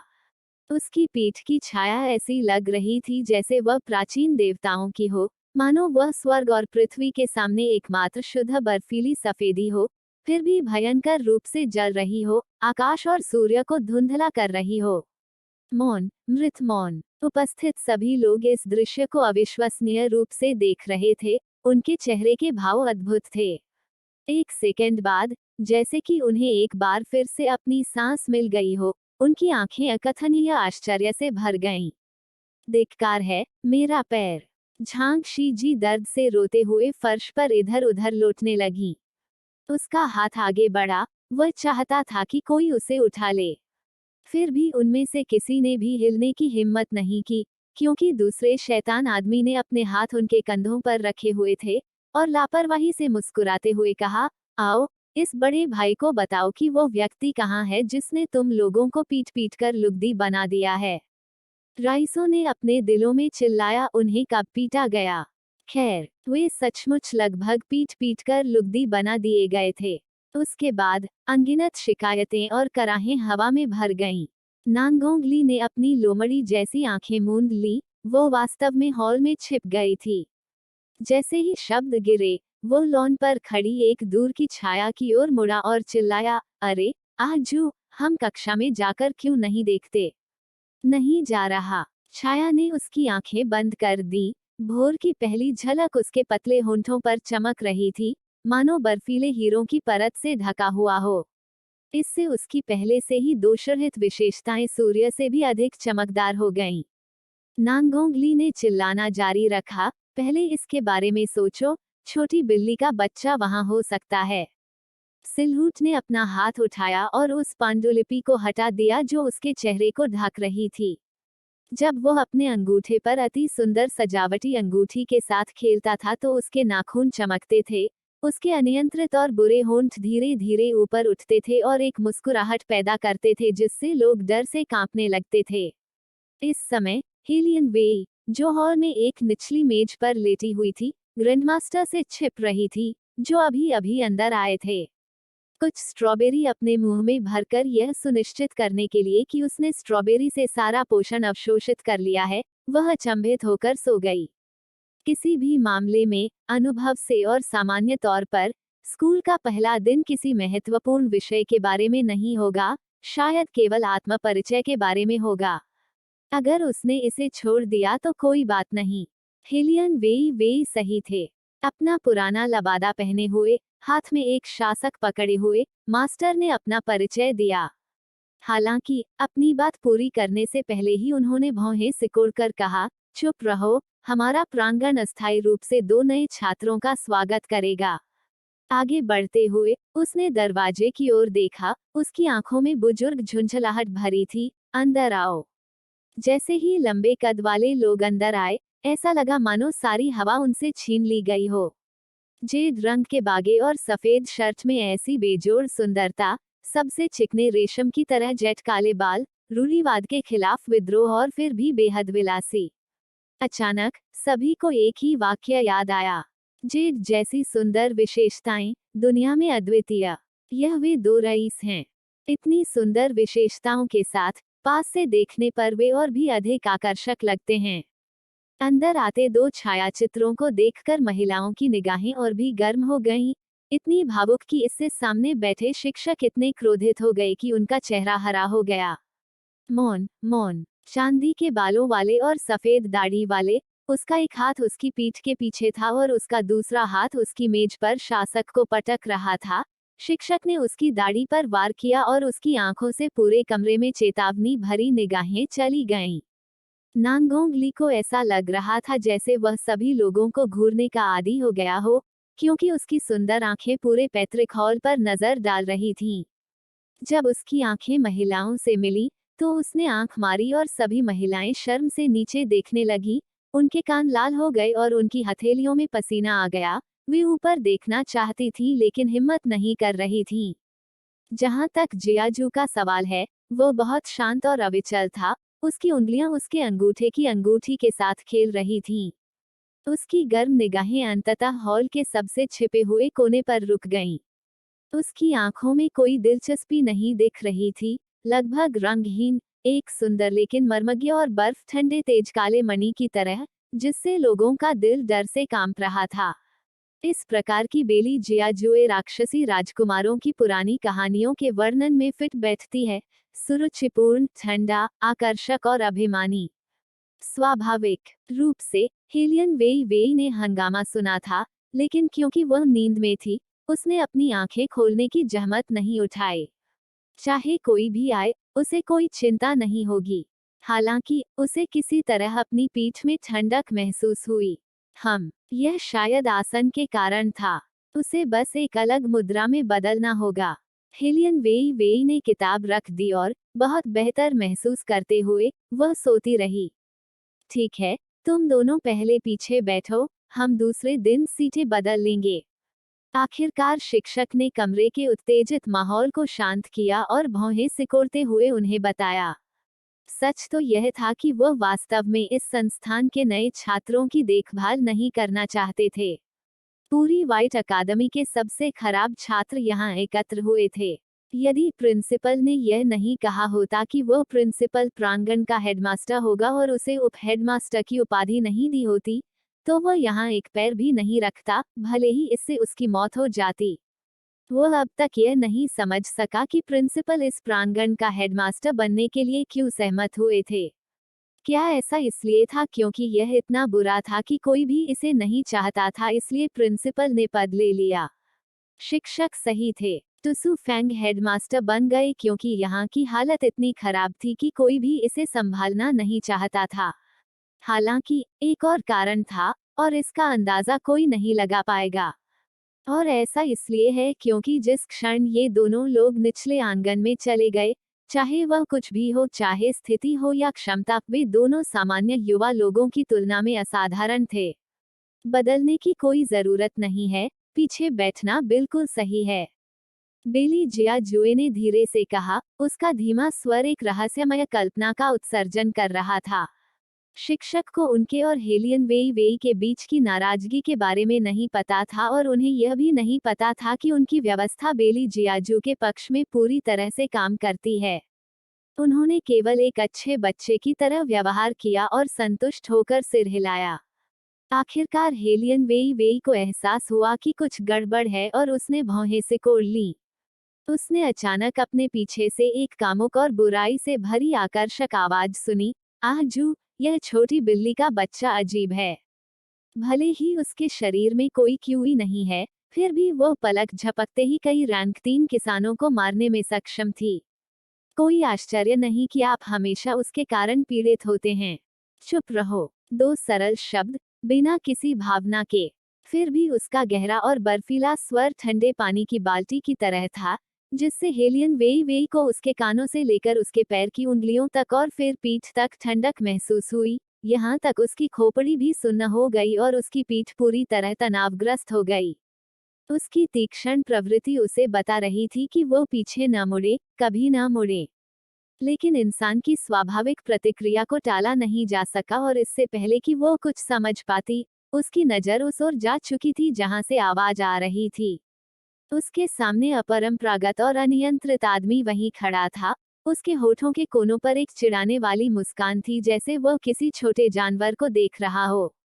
जहां तक आदमी की बात है जिसके बारे में कहा गया था कि उसने उसका फायदा उठाया था, उसने आज कपड़े पहने हुए थे। उसके दुबले पतले शरीर पर एक सफेद फर कोट डाला गया था, जिससे उसकी विशेषताएं और भी आकर्षक हो गईं, जैसे प्राचीन काल का कोई दिव्य प्राणी हो।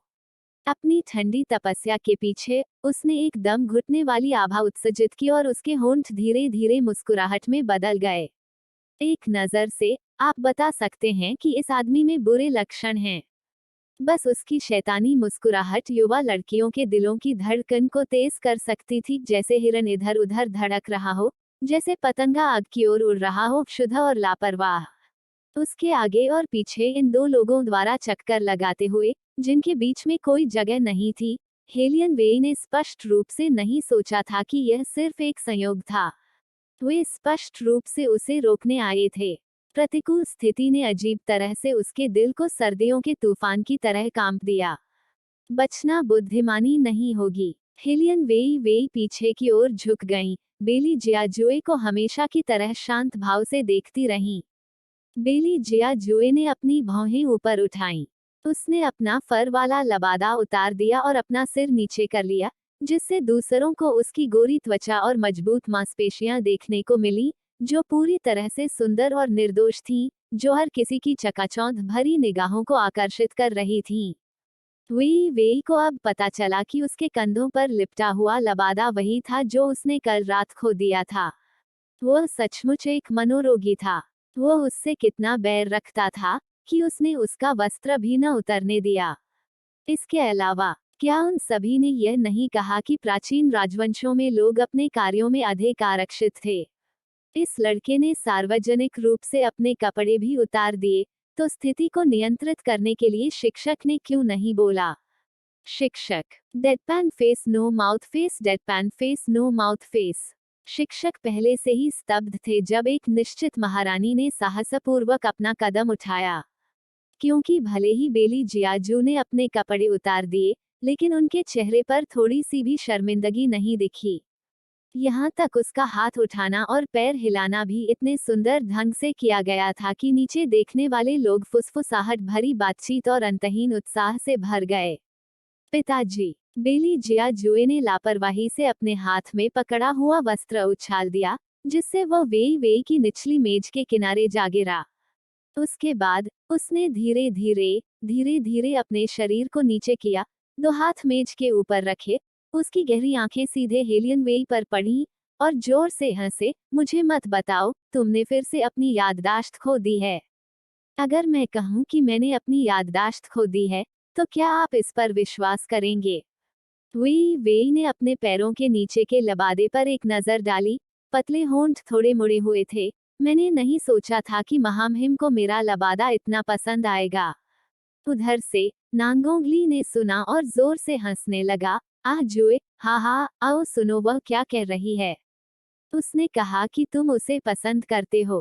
वेई वेई, यह लोमड़ी जैसा आदमी कहाँ से आया? क्या वह उसके कानों के पास इतने बड़ा चढ़ाकर नहीं हंस सकता? इसके अलावा क्या वह दिवा स्वप्न देख रहा था? वह साफ साफ अपने कपड़ों के बारे में बात कर रही थी, उसके बारे में नहीं। अब आप अपना मुंह बंद कर सकते हैं। बेली जियाजुए ने नानगोंगली का सामना किया और भावनाहीन होकर कहा। जब उसने फिर से अपना सिर घुमाया, तो उसने सीधे अपना हाथ उठाया और वेई वेई की ठुड्डी पकड़ ली।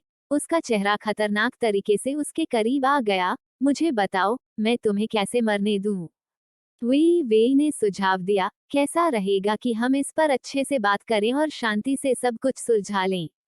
मैं एक ऐसा व्यक्ति हूँ जिसे ज्यादा लड़ना और मारना पसंद नहीं है। हर कोई, जिसने अभी अभी लोगों के एक समूह को पीट पीट कर अधमरा कर दिया था। कौन? ओह! बेली जियाजू ने अपनी भौहें ऊपर उठाईं और चेहरे पर ऐसा चेहरा बनाया मानो वह उसकी बात सुनने में बहुत रुचि रखता हो। वेई वेई का मन स्पष्ट था, गलती से तुम्हें छूना मेरी गलती थी, लेकिन क्या मैंने तुम्हें पहले ही मुआवजा नहीं दिया? जहां तक रात की बात है, मुझे सच में नहीं पता था कि अंदर कोई होगा। मुआवजा। बेली जियाजू ने एक पल के लिए उसकी ओर देखा और धीरे धीरे अपनी आंखें सिकोड़ ली। मंत्रमुग्ध करने वाली आंखें कई डिग्री तक बर्फीलेपन से घिरी हुई थीं। वेई वेई ने मन में सोचा कि यह नहीं हो सकता। क्या यह लड़का भूल गया कि वह पहले ही उसे 20 टन चुपचाप पैसा दे चुकी है? या क्या उसने सोचा कि यह उसके उपयोग के लिए पर्याप्त नहीं था? उसने शायद अभी तक चांदी के रंग का लबादा नहीं खरीदा है ना? मैं तुम्हें और पैसे दे सकता हूँ। वेई वेई की अभिव्यक्ति में जरा भी बदलाव नहीं आया, वह पहले की तरह शांत थी। इस तरह की स्थिति में भी, उसने अभी भी एक उथली मुस्कान बनाए रखी जो मौत का भी शांति से सामना कर सकती थी। अपनी हल्की सी नम आंखों को छोड़कर बाकी सभी पहलुओं में वह बेफिक्र नजर आई। बेली जियाजू को उनका ये एक्सप्रेशन काफी पसंद आया। उसने अपने पक्ष को सहारा देने के लिए अपनी हथेली फैलाई, अपना सिर नीचे किया और प्रशंसा में खुशी से हंसा। उसकी चमकदार आंखें थोड़ी ऊपर उठीं। बहुत दिलचस्प। घोस्ट पैलेस का मालिक, जिसकी ताकत से पूरी राजधानी हिल सकती है, क्या सच में एक लड़की ने दी मुंह मांगी कीमत? आह! बगल से सुनने पर नांगोंगली काफी देर तक भ्रमित हो गया था, इतना स्तब्ध कि उसे पता ही नहीं चला कि उसे किस तरह की प्रतिक्रिया देनी चाहिए। यह लड़का जो बचपन से ही जुनूनी रूप से साफ सुथरा था, उसने कभी भी लोगों को अपने 3 फीट के दायरे में आने की इजाजत नहीं दी थी। 3 साल पहले, जनरल हू की बेटी ने अपने पिता के उच्च पद और सरकार के भीतर मजबूत प्रभाव पर भरोसा किया और आश्चर्यजनक रूप से, एक भोज में नृत्य के दौरान साहसपूर्वक उसके शरीर पर अपना हाथ रख दिया। उस वक्त उन्होंने मिस हू का हाथ काटने की मांग की थी। दया और क्षमा मांगने के लिए, जनरल हू ने आधे दिन के लिए माफी मांगी, अंततः उस मामले को छोड़ दिया गया। उस दिन के बाद से किसी ने भी उसके अधिकार को चुनौती देने का साहस नहीं किया। वर्तमान में, इस छोटी बिल्ली के बच्चे ने न केवल उसे चूमा, बल्कि उसके लिए शुरुआती बोली भी लगाई। यह खत्म हो गया, यह खत्म हो गया। वह सचमुच इस बार निश्चित रूप से मर जाएगी। नांगोंगली ने घबराकर 2 लोगों को एक दूसरे का सामना करते हुए देखा और अपनी लार निगल ली। लंबे समय तक अपनी बैठने की मुद्रा बनाए रखने के बाद वे सुस्त होने लगी और आलस्य से पीछे की ओर झुक गईं। उसने आगे कहा, कल तुम्हें देखने की बात तो मैं तुम्हें इसकी भरपाई भी कर सकती हूँ। नांगोंगलाई ने 2 बार जोर से खांसा, उसने अप्रत्याशित रूप से इसे फिर से कहने की हिम्मत की। फिर से मुआवजा। बेली जियाजुए की पलकें थोड़ी ऊपर उठी, स्याही के काले बाल हवा में लहरा रहे थे, उनकी आंखों में चिंतन और अधिक तीव्र हो गया। वेई वेई ने अपना सिर हिलाया और शांति से उसकी ओर देखा, मैं इन 2 मामलों में बहुत लापरवाह थी। कीमत तय करना आपके ऊपर होगा, मैं किसी भी चीज पर तब तक सहमत हो सकती हूँ जब तक कि यह बहुत अनुचित न हो। बेली जियाजुए ने यह सुनने के बाद, उसके होठों के सिरे पर मुस्कान और भी सुंदर हो गई। सुनने से, यह सौदा बुरा नहीं लगता है। बहुत अच्छा। वे हल्के से मुस्कुराईं, ऐसा लगा कि वह एक बुद्धिमान व्यक्ति से मिली जो समय को समझता था। हालांकि, बेली जियाजू ने अचानक अपना शरीर नीचे कर लिया, आवाज इतनी मधुर थी कि फूल खिल गए। मेरी कीमत वास्तव में बहुत अधिक है, क्या आप सुनिश्चित हैं कि आप इसे खरीद सकते हैं? नहीं, बिल्कुल नहीं। नांगोंग लाई एक बार फिर पत्थर में बदल गया। वो और भी अधिक आश्वस्त हो गया कि उसकी सुनने की क्षमता में कुछ गड़बड़ है। ड्रैगन वॉर साम्राज्य का प्रतिष्ठित तीसरा राजकुमार वास्तव में खुद को बेचना चाहता था। हे भगवान, वो जरूर किसी न किसी तरह गलत होगा। क्या जुए आज सुबह दवा लिए बिना घर से निकल गया? बेली जियाजू शायद कोई दवा नहीं ले रही है। क्या उसे लेना चाहिए अपने लिए इस तरह का निर्णय लेते हुए? रॉयल दादाजी शायद इसके लिए सहमत नहीं होंगे। वी वेई ने अपने होंठ नीचे कर लिए, उनके शब्द ठंडे और स्पष्ट थे, फिर भी विनम्र थे। मैंने इसे अभी बहुत स्पष्ट रूप से कहा है। जब तक यह अत्यधिक अनुचित नहीं है, मैं इससे सहमत हो जाऊंगी, लेकिन इसका मतलब यह नहीं है कि आप बेतरतीब ढंग से कोई भी कीमत बता सकते हैं। बोलने के बाद वी वेई ने स्पष्ट रूप से कुछ सोचा। उसने अपनी छाती से जेब से एक नोट निकाला और उसके हाथ में रख दिया। मैं तुम्हें पहले इतना दूंगी, एक छात्र की टोपी खरीदने के लिए पर्याप्त, बाकी मैं तुम्हें बाद में दूंगी। यह पता चला कि वेई वेई ने वास्तव में सोचा था कि बेली जियाजू और कंपनी उसके जैसे ही थे, नए छात्र जिन्हें पैसा कमाने के लिए खुद पर निर्भर रहना पड़ता था। लेकिन आप वास्तव में ऐसी गलतफहमी के लिए वेई वेई को दोषी नहीं ठहरा सकते। मूल रूप से व्हाइट अकेडमी के विनियमन के अनुसार छात्रों को कई प्रकार की आवश्यकताएं ठीक से लाने की आवश्यकता होती थी, और जो लोग उन्हें लाने में सक्षम नहीं थे वे आमतौर पर वे होते थे जिन्हें घर पर प्यार नहीं किया जाता था, जैसे कि उपपत्नी की बेटी या बेटा। इन लोगों को आम तौर पर अवर कंपाउंड को सौंपा गया था। उन सभी ने हाल ही में शिक्षक को रिपोर्ट किया था, इसलिए वे अब व्हाइट अकादमी में अपरिचित नहीं थे। इसके अलावा वे खुद भी उनमें से एक सदस्य थीं। इसके अलावा नांगोंग ली और बेली जियाजू ने अपनी पहचान छिपाने के लिए, अपने शरीर से निकलने वाली समृद्ध आभा को छिपाने के लिए जानबूझकर कच्चे कपड़ों का इस्तेमाल किया।